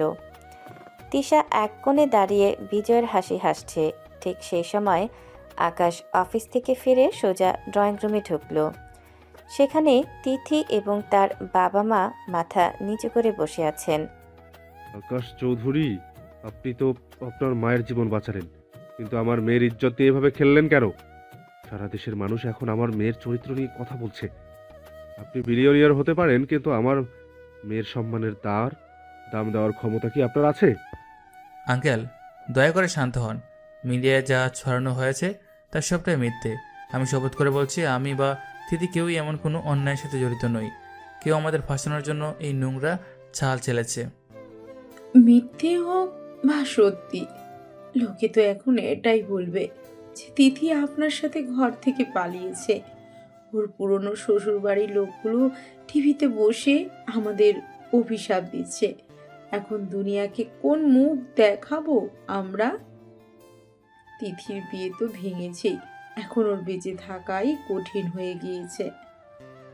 আকাশ, এখন যুক্তি দিয়ে আর সময় নষ্ট করে কোনো লাভ নেই। তিশা যা বলছে বা মিডিয়া যা বলছে তা বন্ধ করার একটাই উপায়। তোদের দুজনকে এখনই বিয়ের পিড়িতে বসতে হবে, নইলে এই মেয়ের কলঙ্ক ঘুচবে না। বাবা, আপনিও এমন কথা বলছেন? আমি জানি এই কাজটা কে করেছে। আমি তাকে খুঁজে বের করব এবং তার মুখোশ সবার সামনে খুলে দেব। আমাকে একটু সময় দিন। আমি নির্দোষ প্রমাণ না করে কোনো বিয়ে করব না। আকাশ, আমার চোখের দিকে তাকিয়ে বল, তুই আমাকে জমের দুয়ার থেকে ফিরিয়ে এনেছিস, আর এখন কি চাস? এই মেয়েটার অপমানে বিষ খেয়ে মরুক? ও তো কোনো অন্যায় করেনি। তুই ওকে জোর করে এনেছিস বলে আজ ওর এই দশা। এখন ওর দায়িত্ব নেওয়া কি তোর কর্তব্য নয়? আঙ্কেল আন্টি, আপনারা আকাশকে জোর করবেন না। আমি আমার কপাল মেনে নিয়েছি। যে অপবাদ আমার গায়ে লেগেছে তা বিয়ের মাধ্যমে মোছা যাবে না। আমি বরং দূরে কোথাও চলে যাব। চুপ করো তিথি, কোথায় যাবে তুমি? এই সমাজ তোমাকে বাঁচতে দেবে না। আকাশ, আপনি যদি মানুষ হয়ে থাকেন তবে আজই আমার মেরে অসম্মান ঘোচান, নইলে আমার মৃতদেহ এই বাড়ি থেকে বের হবে। তিথির বাবার অসহায়ত্ব আর তিশার ওই কুটিল হাসি আকাশের রক্ত গরম করে দিল। সে বুঝতে পারল নিজেকে নির্দোষ প্রমাণ করতে করতে তিথির জীবন ছারখার হয়ে যাবে। সে তিশার দিকে একবার তীক্ষ্ণ চোখে তাকিয়ে সবার সামনে ঘোষণা করল, ঠিক আছে, আমি রাজি। আজই আমাদের বিয়ে হবে। তবে একটা কথা সবাই শুনে রাখুন, আমি এই বিয়েটা কেবল তিথির সম্মান বাঁচাতে করছি। কারণ আকাশ চৌধুরী অন্যায় সহ্য করতে পারে না। কিন্তু কারো অন্যায়ের আচরণের জন্য একজন নিরপরাধ মেয়ে অপদস্থ হোক, সেটা আমি হতে দেব না। তিশা ভাবি, তুমি যা চেয়েছিলে তাই হয়তো সাময়িক হয়েছে, কিন্তু মনে রেখো, আমি আমার বিচার নিজেই করব। সেই রাতেই কাজী ডেকে আকাশ ও তিথির বিয়ে পড়ানো হলো। বিয়ের পর যখন তিথি একা ঘরে বসে কাঁদছিল, আকাশ রুমে ঢুকে দরজা বন্ধ করে দিল। শুনুন ডক্টর তিথি, এই সিচুয়েশনটা আপনার জন্য যতটা কষ্টের আমার জন্যও তাই। আমি কথা দিচ্ছি, আপনাকে স্ত্রীর পূর্ণ মর্যাদা দেওয়া হবে, এবং যেদিন আমি প্রমাণ করব যে আমরা নির্দোষ, সেদিন আপনি চাইলে নিজের সিদ্ধান্ত নিতে পারবেন। আপাতত আপনি এই বাড়ির মালকিন। ধন্যবাদ আকাশ, আপনি আজ কেবল আমার সম্মান নয়, আমার বাবার জীবনও বাঁচিয়ে নিলেন। আমি জানি আপনি এটা দয়া করছেন, তবে আমি আপনার এই বিশ্বাসের অমর্যাদা করব না। তিশা জানালার বাইরে থেকে সব দেখে রাগে গজগজ করতে করতে স্টোর রুমের দিকে চলে গেল। তার তিলে তিলে গড়া পরিকল্পনা আকাশ এভাবে নিজের উপর অপবাদ ধূলিসাৎ করে দেবে তা সে ভাবতেও পারেনি। সকাল হতেই আকাশ তার বিশেষ টিমের মাধ্যমে সব প্রমাণ হাতে পেয়ে যায়। তিশা যে সাংবাদিককে টাকা দিয়েছিল তার রেকর্ড এবং ব্যাংক ট্রানজ্যাকশনের সব নথি এখন আকাশের ল্যাপটপে। আকাশ আর দেরি করল না, ড্রয়িং রুমে পুরো পরিবারকে উপস্থিত হওয়ার নির্দেশ দিল। আশরাফ চৌধুরী এবং অঞ্জনা চৌধুরী সোফায় বসে আছেন, আর এক কোণে মাথা নিচু করে দাঁড়িয়ে আছে আরিয়ান এবং তিশা। আকাশ তার হাতের ফাইলটি টেবিলের উপর ছুঁড়ে মারল। আরিয়ান ভাইয়া, তিশা ভাবি, তোমাদের শেষ চালটাও বেঁচতে গিয়েছে। এই ফাইলে সব প্রমাণ আছে যে তোমরা কিভাবে ডক্টর তিথির সম্মান নষ্ট করার জন্য মিডিয়াকে উস্কে দিয়েছিলে। ভেবেছিলে আমি তোমাদের ক্ষমা করব? না, আকাশ চৌধুরী কাউকে দ্বিতীয় সুযোগ দেয় না। একই শুনছি আমি। আরিয়ান, তিশা, তোমরা তো নীচ হতে পারলে? নিজের অহাইয়ের ইজ্জত নিয়ে তোমরা বাজারে নিলাম করলে। ছি। বাবা বিশ্বাস করুন, আকাশ আমাদেরকে ফাঁসানোর জন্য এসব মিথ্যে কাগজ তৈরি করেছে। ও আমাদের সম্পত্তি হাতিয়ে নিয়েছে, এখন আমাদের জীবন থেকে মুছে দিতে চায়। থামো দিশা, অনেক নাটক দেখেছে এই পরিবার, তোমাদের পাপের গড়া পূর্ণ হয়ে গিয়েছে। তানবীর, এদের ঘাড় ধরে এখনই গেটের বাইরে বের করো। এদের পরনের কাপড় ছাড়া আর একটা সুতো যেন এই বাড়ি থেকে বাইরে না ছায়। আজ থেকে তোমরা নিঃস্ব, তোমাদের রাস্তার মোড়ে ভিখারি বানিয়ে ছাড়বো আমি। বডিগার্ডরা যখন আরিয়ান আর তিশাকে টেনে হিচড়ে বের করতে শুরু করলো, তখন তিথি আর সহ্য করতে পারল না। সে আকাশকে থামানোর জন্য সামনে গিয়ে দাঁড়ালো। তিথি জানতো আরিয়ানরা অন্যায় করেছে, কিন্তু আকাশ যেভাবে তাদের রাস্তার ভিখারি বানিয়ে বের করে দিচ্ছে সেটা তার কাছে অমানবিক মনে হলো। আকাশ থামুন, আমি জানি ওনারা অন্যায় করেছেন, কিন্তু এইভাবে নিজের ভাইকে রাস্তায় ছুঁড়ে ফেলে দেওয়া কি ঠিক হচ্ছে? আপনি তো অনেক দয়ালু, অন্তত এই বুড়ো বাবা মায়ের কথা ভেবে একটু নমনীয় হন। ওনারা কোথায় যাবেন এই অবস্থায়? তিথি, আপনি এই বিষয়ে কথা বলবেন না। আমি আপনাকে বারবার বলেছি আমার ব্যক্তিগত বিচারে নাক গলাবেন না। এই মানুষগুলো আপনাকে কলঙ্কিত করেছে, আর আপনি তাদেরই ওকালতি করছেন। কলঙ্ক মিটে গিয়েছে আকাশ, আমরা তো এখন বিবাহিত। কিন্তু আপনি যা করেছেন সেটা তো প্রতিহিংসা। আপনার সাথে ওনারা যাই করে থাকুক না কেন, আপনি একজন মানুষের সাথে এমন পশুর মতো আচরণ করতে পারেন না। আপনি কি বিবেক হারিয়ে ফেলেছেন? তিথির মুখে বিবেকহীন আর পশু শব্দগুলো শুনে আকাশের মাথার রক্ত চড়ে গেল। সে তপ্ত চোখে তিথির দিকে তাকালো। তার কণ্ঠস্বর এখন বরফের মতো শীতল এবং রুক্ষ। জাস্ট শ্যাট আপ তিথি। আপনি খেয়ে আমাকে জ্ঞান দেওয়ার? এই বাড়িতে আপনি আমার দয়ায় আছেন, আমার স্ত্রী হয়েছেন কেবল আপনার সম্মান বাঁচানোর জন্য। তার মানে এই নয় যে আপনি আমার গাড়ি চেপে বসবেন। আমার বিচার আমি নিজেই করি, কারো উপদেশের আমার প্রয়োজন নেই। বেশি বাড়াবাড়ি করলে আপনার অবস্থা এদের মতো হবে।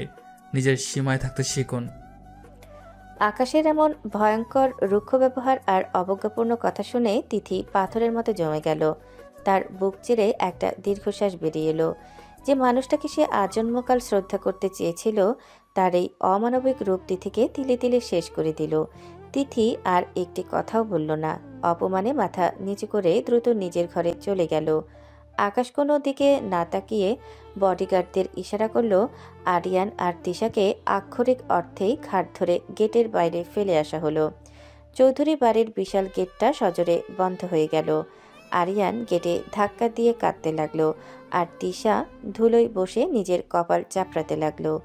আকাশ ড্রয়িং রুমে একা দাঁড়িয়ে রইল। তার চোখে বিজয়ের আনন্দ থাকলেও মনের এক কোণে তিথির ওই কান্না ভেজা মুখটা কাটার মতো বিঁধতে লাগলো। চৌধুরী প্রাসাদের চারপাশ নিস্তব্ধতায় ঘেরা। রাতের অন্ধকার আজ যেন একটু বেশিই গাঢ়। আকাশ ছাদের এক কোণে দাঁড়িয়ে আছে, তার চোখের দৃষ্টি আকাশের অসীম শূন্যতায় নিবদ্ধ। তার এক হাতে একটি জ্বলন্ত সিগারেট, যার ধোঁয়া কুণ্ডলি পাকিয়ে মিশে যাচ্ছে রাতের বাতাসে। আকাশের বুকের ভেতরে যে ঝড় বইছে তা এই নিস্তব্ধতার চেয়েও ভয়াবহ। অন্যদিকে তিথি তার রুমের বারান্দায় দাঁড়িয়ে আছে। রাতের শীতল বাতাসও তার মনের জ্বালা মেটাতে পারছে না। সে বারবার আকাশের সেই রুক্ষ কণ্ঠস্বর আর অবজ্ঞাপূর্ণ চাহনি মনে করছে। তিথির দুচোখ বেয়ে জল গড়িয়ে পড়ছে। সে ভাবছে, যে মানুষটা তার জন্য নিজের সর্বস্ব বাজি ধরতে পারে, সে আজ সামান্য তর্কে এমন জঘন্য ব্যবহার কিভাবে করল। ঠিক সেই সময় তিথির কাঁধে একটি মমতাময়ী হাতের স্পর্শ পড়ল।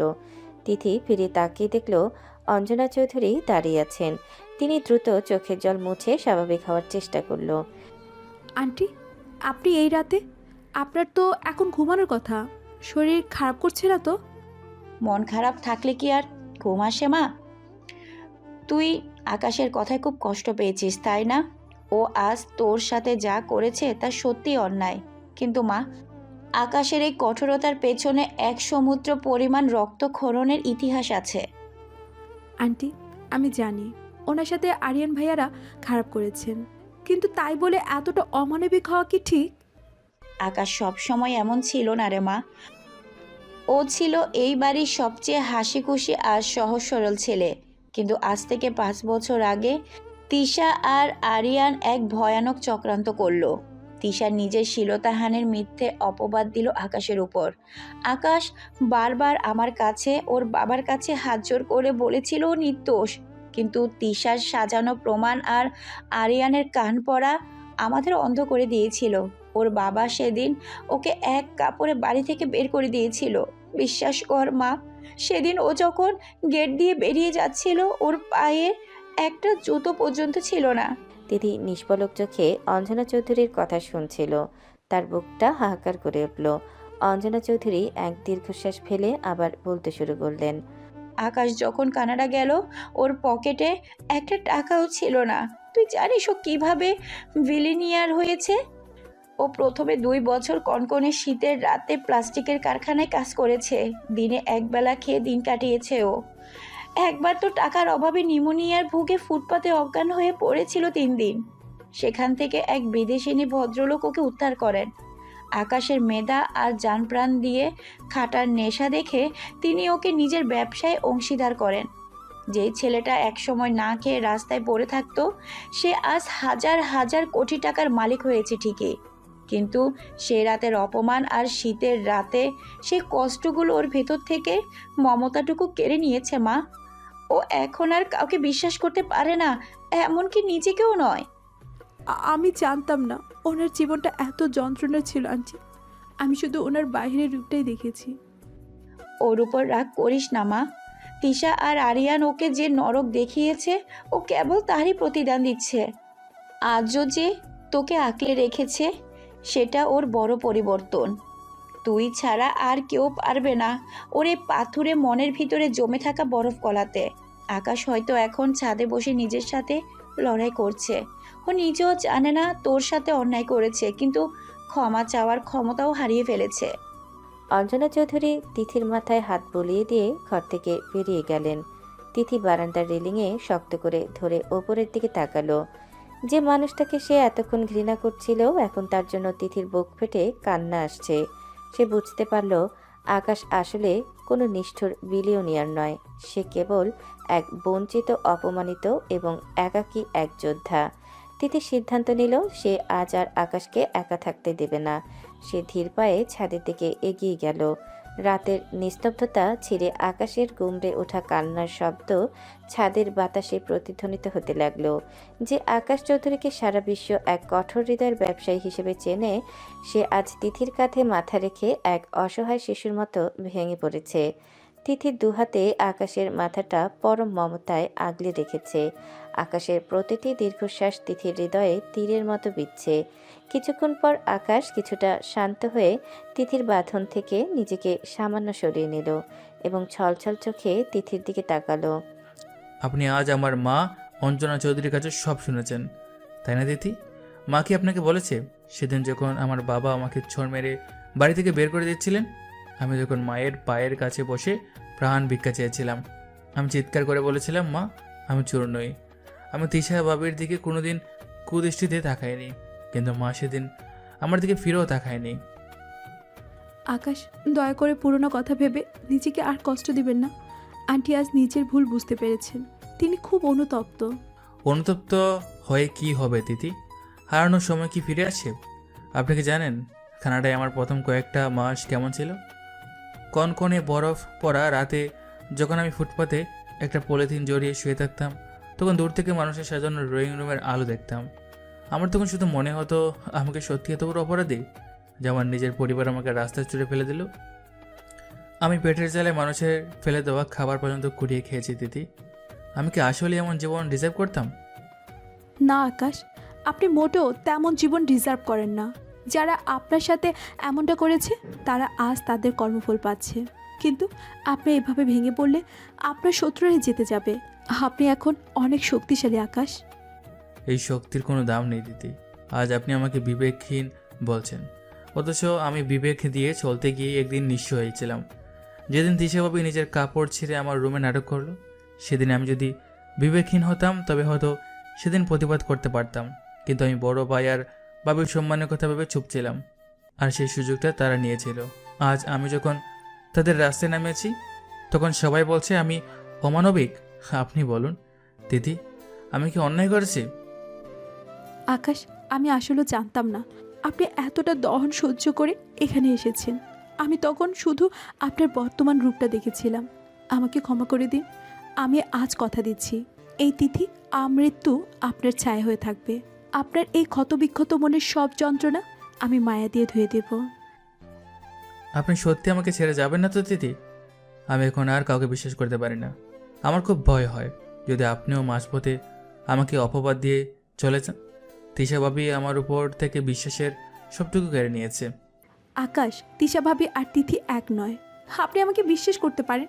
আমি আপনাকে শুধু একজন সফল মানুষ হিসেবে নয়, একজন লড়াকু যোদ্ধা হিসেবে ভালোবেসে আপনার পাশে থাকবো। এখন চলুন, ঘরে চলুন, আপনার শরীর খারাপ করবে। না দিদি, আজ এই আকাশের নিচে দাঁড়িয়ে আমার হালকা লাগছে। অনেক বছর পর আজ আমি মন খুলে কাঁদলাম। আপনি পাশে আছেন বলেই হয়তো আজ এই বিষের পাথরটুকু বুক থেকে নামাতে পারলাম। আপনি কি জানেন, আপনি যখন আমায় আগলে ধরলেন আমার মনে হলো আমি হয়তো অবশেষে আমার ঘর খুঁজে পেয়েছি। আমি আপনার ঘর আকাশ। এখন থেকে আপনার সব কান্না, সব হাসি কেবল আমার জন্যই বরাদ্দ।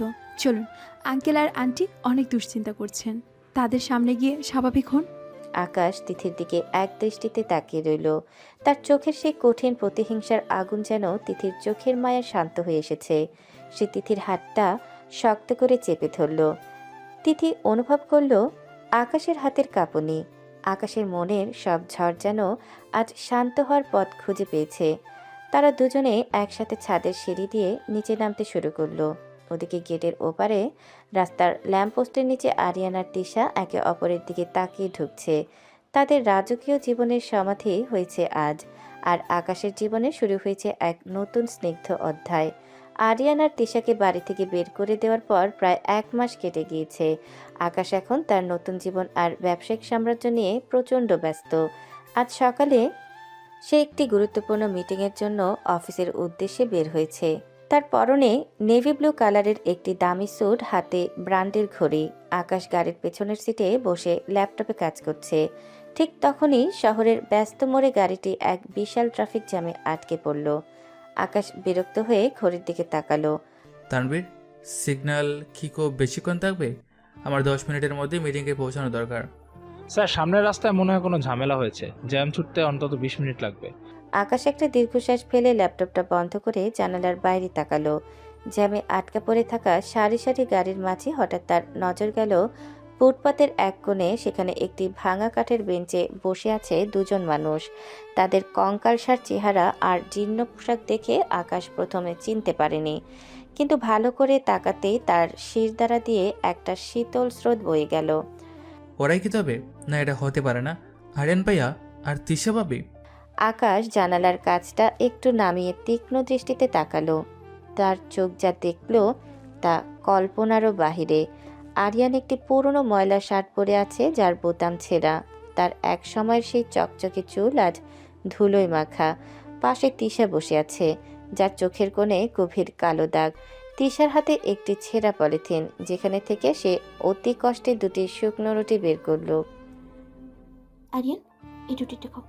কাল রাত থেকে তো তুমি কিছুই পেটে পড়েনি তোমার। আমার ভাগটা আমি পরে খাবো, তুমি আগে নাও। অর্ধেকটা তুমি খাও তৃষা।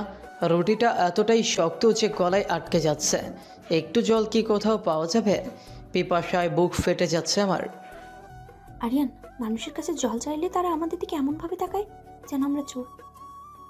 আমার খুব ভয় হচ্ছে আরিয়ান। আমরা কি এভাবেই থুকে থুকে রাস্তায় মরে যাব? আকাশ কি আমাদের একবারও খুঁজবে না? আকাশ কেন খুঁজবে তৃষা? আমরা ওকে যে নরক দেখিয়েছিলাম ও তো আমাদের তারই প্রতিদান দিয়েছে। আজ এই শুকনো রুটি চিবোতে গিয়ে আমার মনে পড়ছে আকাশের সেই আভুক্ত রাতগুলোর কথা। আমরা সত্যি পাপী তৃষা, আমরা সত্যি পাপী। আরিয়ান আর তিশার এই কথোপকথন আকাশের কানে পৌঁছালো না ঠিকই, কিন্তু তাদের অঙ্গভঙ্গি আর শুকনো রুটি খাওয়ার দৃশ্যটি আকাশের হৃদয়ে হাহাকার তৈরি করলো। সে আজ বিলিয়নিয়ার। তার একবেলার লাঞ্চের টাকা দিয়ে হয়তো এদের পুরো বছরের খাবার কেনা সম্ভব। তানবীর, ওই যে ফুটপাতে দুজনকে দেখছো, ওদের চেনো? স্যার, ওনারা তো আরিয়ান স্যার আর তিশা ম্যাডাম। একই অবস্থা হয়েছে ওনাদের, আমি তো বিশ্বাসই করতে পারছি না। স্যার, কিছু কি করব? কিছু করার নেই তানবীর, প্রকৃতি তার বিচার নিজে করে। আমি যখন ওই ফুটপাতে পড়েছিলাম তখন ওনারা এসি রুমে বসে বিলাসিতা করেছিলেন। আজ ওনারা ফুটপাতে আর আমি এই দামি গাড়িতে। এটা দুনিয়ার নিয়ম। আকাশ কথাগুলো রুক্ষভাবে বললেও তার হাত কাঁপছিল। সে পকেট থেকে তার ওয়ালেট বের করলো। সেখানে মোটা অঙ্কের ডলার আর টাকা আছে। সে টাকাগুলো বের করতে গিয়েও থেমে গেল। তার চোখের সামনে ভেসে উঠল তিশার সেই জঘন্য অপবাদ আর আরিয়ানের সেই অবজ্ঞার হাসি। আকাশ আবার জানালার কাজ তুলে দিল। তানবীর, যে মনে হয় একটু কমেছে, গাড়ি ঘোরাও। আমি আজ অফিসে যাব না, বাড়ি চলো। কিন্তু স্যার আপনার ওই ইমার্জেন্সি মিটিংটা। আমি যা বলছি তাই করো, মিটিং পরে হবে, আমাকে এখনই বাড়ি ফিরতে হবে। গাড়ি যখন জ্যাম কাটিয়ে চলতে শুরু করলো, আকাশ শেষবারের মতো পেছনের জানালার দিকে তাকালো। আরিয়ান তখন তিশার হাত থেকে রুটির শেষ টুকরোটা নিচ্ছিল। আকাশ চোখ বন্ধ করে সিটে হেলান দিল। তার মনের ভেতরে এখন এক অদ্ভুত লড়াই শুরু হয়েছে। একদিকে তার 5 বছরের জমা ক্ষোভ, অন্যদিকে তার রক্তের টান। গাড়ি থেকে নেমে আকাশ হন্তদন্ত হয়ে বাড়ির ভেতরে ঢুকলো। তার কপালে বিন্দু বিন্দু ঘাম, টাইটা কিছুটা আলগা করা। সে ড্রয়িং রুমে এসে অস্থিরভাবে পায়চারি করতে শুরু করলো। তার মাথায় বারবার ফুটপাতে সেই জরাজীর্ণ বেঞ্চ আর শুকনো রুটি খাবার দৃশ্যটা ঘুরপাক খাচ্ছে। তিথি তখন হাতে কিছু মেডিকেল ফাইল নিয়ে সিঁড়ি দিয়ে নামছিল। আকাশকে অসময়ের বাড়িতে ফিরে এমন অস্থির অবস্থায় দেখে তিথি সন্দিহান নজরে তাকে পর্যবেক্ষণ করতে শুরু করলো। আকাশ, আপনি এই সময় বাড়িতে? কোনো সমস্যা হয়েছে? অফিসের মিটিং কি শেষ? না দিদি, মিটিং হয়নি, শরীরটা ভালো লাগছিল না, তাই চলে এলাম। আমি একটু রুমে যাচ্ছি, বিশ্রাম নেব। আকাশ এড়িয়ে যাওয়ার চেষ্টা করে সিঁড়ির দিকে পা বাড়াতেই তিথি দ্রুত এগিয়ে গিয়ে আকাশের হাত টেনে ধরল। সে আকাশকে সোফায় বসিয়ে নিজে তার মুখোমুখি দাঁড়ালো। তিথির চোখে এখন একজন ডাক্তারের তীক্ষ্ণতা এবং স্ত্রীর মমতা। আমাকে মিথ্যে বলে লাভ নেই আকাশ, আমি হৃদরোগের ডাক্তার। শুধু শরীরের হৃৎপিণ্ড নয়, মানুষের হৃদয়ের ভিতরে কী ঝড় চলছে সেটাও আমি খুব ভালো বুঝতে পারি। আপনার চোখ বলছে আপনি কিছু একটা দেখেছেন, বা আপনাকে ভেতর থেকে মুচড়ে দিচ্ছে। কি হয়েছে আকাশ?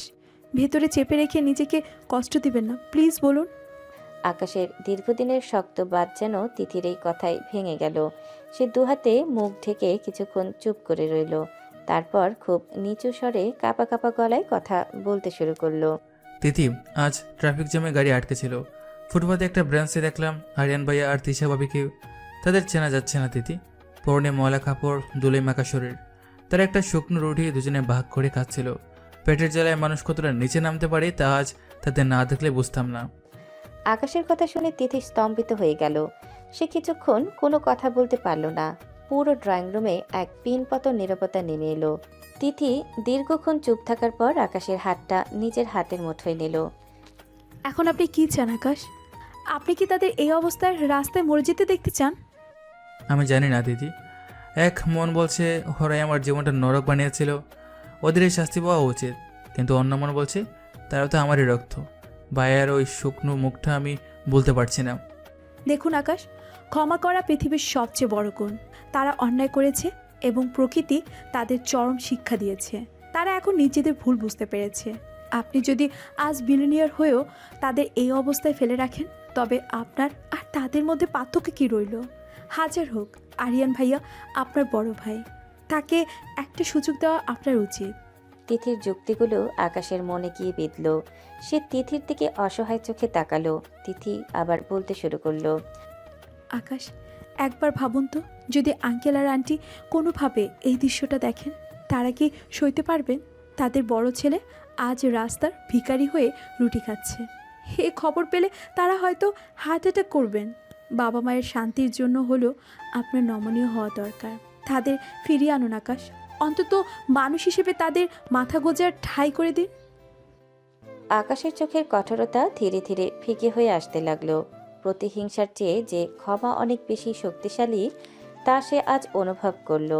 তিথির কথাগুলো শোনার পর আকাশ আর এক মুহূর্ত দেরি করেনি। তার আভিজাত্য আর রক্তের টান উভয় তাকে এক কঠিন সিদ্ধান্তে পৌঁছে দিয়েছে। আকাশ তার ব্যক্তিগত বাহিনীকে নির্দেশ দেওয়া মাত্র 30 মিনিটের মাথায় চৌধুরী ভিলার সামনে 15-20টি দামি কালো গাড়ির এক বিশাল বহর লাইন দিয়ে দাঁড়ালো। প্রতিটি গাড়িতে অস্ত্রধারী এবং স্যুট পরা বডিগার্ড। আকাশ তার দামি গাড়িটা কবজিতে ঠিক করে নিয়ে গম্ভীর গলায় তিথিকে ডাকলো। তিথি, আপনি যখন চেয়েছেন তারা চৌধুরী বাড়িতে ফিরে আসুক, তবে তাই হবে। কিন্তু আমার রক্ত রাস্তায় ভিখারির মতো দুলুই মেয়েকে ফিরবে না। তারা ফিরবে রাজকীয়ভাবে। চলুন আমার সাথে। আমি জানতাম আকাশ, আপনি শেষ পর্যন্ত আপনার বড় মনের পরিচয় দেবেন। চলুন, দেরি করবেন না। সাইরেন বাজিয়ে যখন 20টি গাড়ি রাজকীয় বহর শহরের বুক ছেড়ে এগুচ্ছিল, তখন চারিদিকে সাধারণ মানুষ স্তম্ভিত হয়ে সেই দৃশ্য দেখছিল। ঠিক সেই ট্রাফিক সিগন্যালের সামনে যখন গাড়িগুলো এসে থামলো, আকাশ অত্যন্ত ধীর গতিতে এবং আভিজাত্য নিয়ে গাড়ি থেকে নামলো। তার চোখে কালো সানগ্লাস, পরনে কয়েক হাজার ডলারের স্যুট। তিথি আকাশের পাশে এসে দাঁড়ালো। ফুটপাতে বসে থাকা আরিয়ান আর তিশা এই এলাহি কাণ্ড দেখে ভয়ে আড়ষ্ট হয়ে গেল। আকাশ যখন তাদের ঠিক সামনে গিয়ে দাঁড়ালো, তার ছায়া দিয়ে পড়ল আরিয়ানের শুকনো রুটির ওপর। কি হলো আরিয়ান ভাইয়া? চৌধুরী বাড়ির বড় ছেলে আজ ফুটপাতের ধুলোবালিতে বসে আস্তে করে খাবার খাচ্ছে? এই দিন দেখার জন্য কি আমাকে এক কাপড়ে বাড়ি থেকে বের করেছিলেন? আকাশ, তুই এসেছিস? আমি ভাবতেও পারিনি তুই এইভাবে আসবি। আমাদের মাফ করে দে ভাই। আমি লোভে অন্ধ হয়ে তোর সাথে যে অন্যায় করেছি তার সাজা আমি প্রতিটা সেকেন্ড রাস্তায় রাস্তায় মার খেয়ে পেয়েছি। আমাকে মার, কিন্তু এই ফুটপাতে ফেলে রাখিস না। দিদি, বোন আমার, আমাকে বাঁচাও। আমি তোমার চরিত্রের উপরে কলঙ্ক লেপে দিয়েছিলাম, অথচ তুমি আজ এখানে এসেছো। সব অন্যায় আমি করেছি বোন, সব চক্রান্ত আমার ছিল। আমি তোমাদের কাছে হাত জোর করে ক্ষমা চাইছি। আমাকে এই নরক থেকে উদ্ধার করো। উঠে দাঁড়ান আরিয়ান ভাইয়া। চৌধুরী বংশের কেউ কারো পায়ে পড়ে না, এমনকি নিজের ভাইয়ের পায়েও নয়। আপনার ওই শুকনো রুটির টুকরোটা হাত থেকে ফেলুন। চৌধুরী বাড়ির ছেলেদের হাতের শোভা শুকনো রুটি নয়। তুই কি সত্যি আমাদের ফিরিয়ে নিতে এসেছিস আকাশ, নাকি আমাদের নিয়ে নতুন কোনো অপমান করবি? আমি যে কোনো সাজা নিতে রাজি ভাই, শুধু আমাদের এই নরক থেকে নিয়ে চল। আরিয়ান ভাইয়া, তিশা ভাবি, আপনারা শান্ত হন। আকাশ আপনাদের ক্ষমা করে দিয়েছে। চলুন, আজ আমরা সবাই আবার একসাথে বাড়ি ফিরব। আপনারা আর এক মুহূর্তে এখানে থাকবেন না। তানভীর, এদের দুজনকে মাঝখানের গাড়িতে তোলো। তবে আরিয়ান ভাইয়া, মনে রাখবেন, এবার যদি আপনাদের কারণে আমার মা বাবার চোখে এক ফুটও জল ঝরে, তবে এই ফুটপাত নয়, আপনাদের গন্তব্য হবে অন্ধকার জেলখানা। এটা আমার শেষ সতর্কবার্তা। আর কখনো কোনো ভুল হবে না আকাশ। আমি আজ তোমার সামনে দাঁড়িয়ে বলছি, আমি নিজেকে পুরোপুরি বদলে ফেলবো। তুমি আমাদের যে সম্মান দিলে তার মর্যাদা আমরা আমাদের জীবন দিয়ে হলেও রাখবো। বডিগার্ডরা যখন আরিয়ান আর তিশাকে অত্যন্ত সম্মানের সাথে গাড়িতে তুলল, তখন আরিয়ান কান্নায় ভেঙে পড়ল। যে রাস্তায় তারা 1 মাস ধরে ধিক্কার আর ঘৃণা করিয়েছে, সেই রাস্তা দিয়ে আজ 20টি গাড়ির রাজকীয় বহরে তারা বাড়ির দিকে রওনা দিল। আকাশ জানালার বাইরে তাকিয়ে এক দীর্ঘশ্বাস ফেলল। তার জেদ আজ মিটেছে ঠিকই, কিন্তু মানুষের অহংকার যে কতটা ঠুনকো তা সে আজ স্বচক্ষে দেখল। 20টি গাড়ির রাজকীয় বহর যখন চৌধুরী ভিলার ফটক দিয়ে ভেতরে ঢুকলো, তখন এক থমথমে নীরবতা বিরাজ করছিল। মাঝখানের গাড়ি থেকে আকাশ অত্যন্ত ধীর পায়ে নামলো এবং তিথির হাত ধরে ড্রয়িং রুমে প্রবেশ করলো।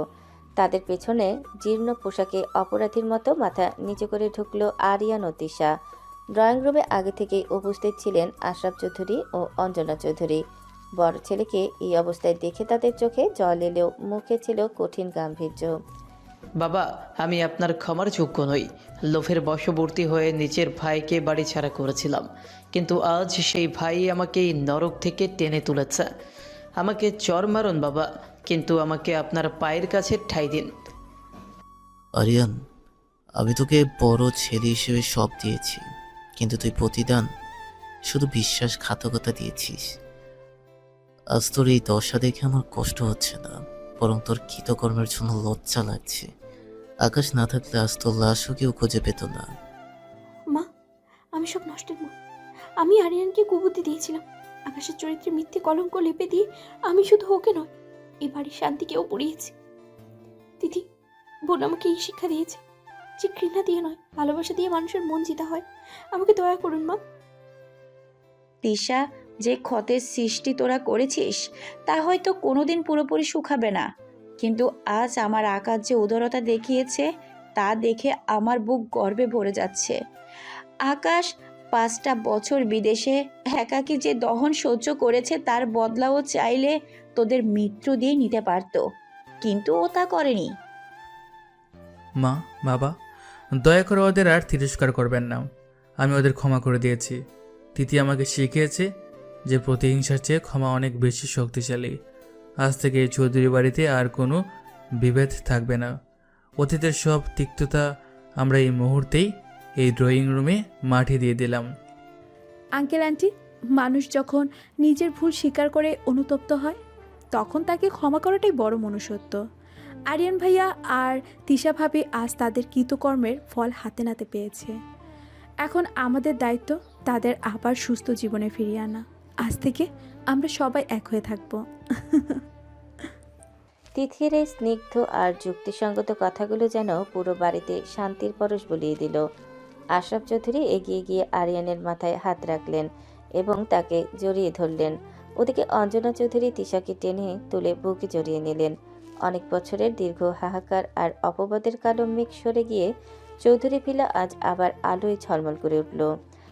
আকাশ, আমি আজ থেকে তোর ছোট ভাই হয়ে থাকতে চাই। তুই যে সাম্রাজ্য গড়েছিস সেখানে আমাকে শুধু তোর কর্মচারী হিসেবে একটু জায়গা দিস। আমি তোর ঋণ কোনোদিনও শোধ করতে পারবো না। ভাইয়া, আপনি আমার বড় ভাই ছিলেন আর সারা জীবন তাই থাকবেন। আমরা একসাথে আমাদের এই সাম্রাজ্য আরও বড় করব। তিশা ভাবি, হ্যাঁ, আপনারও লজ্জিত হওয়ার কিছু নেই। আপনি তিথির সাথে মিলে এই সংসার সামলাবেন, সেটাই আমার চাওয়া। তিথি বোন, তুমি শুধু আকাশের স্ত্রী নও, তুমি এই বাড়ির প্রাণ। তোমার ভালোবাসা না থাকলে আজ আমরা রাস্তায় মরে পৌঁছে যেতাম। আমি কথা দিচ্ছি, এই দিদিকে আমি নিজের বোনের মতোই আগলে রাখবো। আকাশ এবার তিথির দিকে তাকালো। তার চোখে তখন ভালোবাসার গভীর সমুদ্র।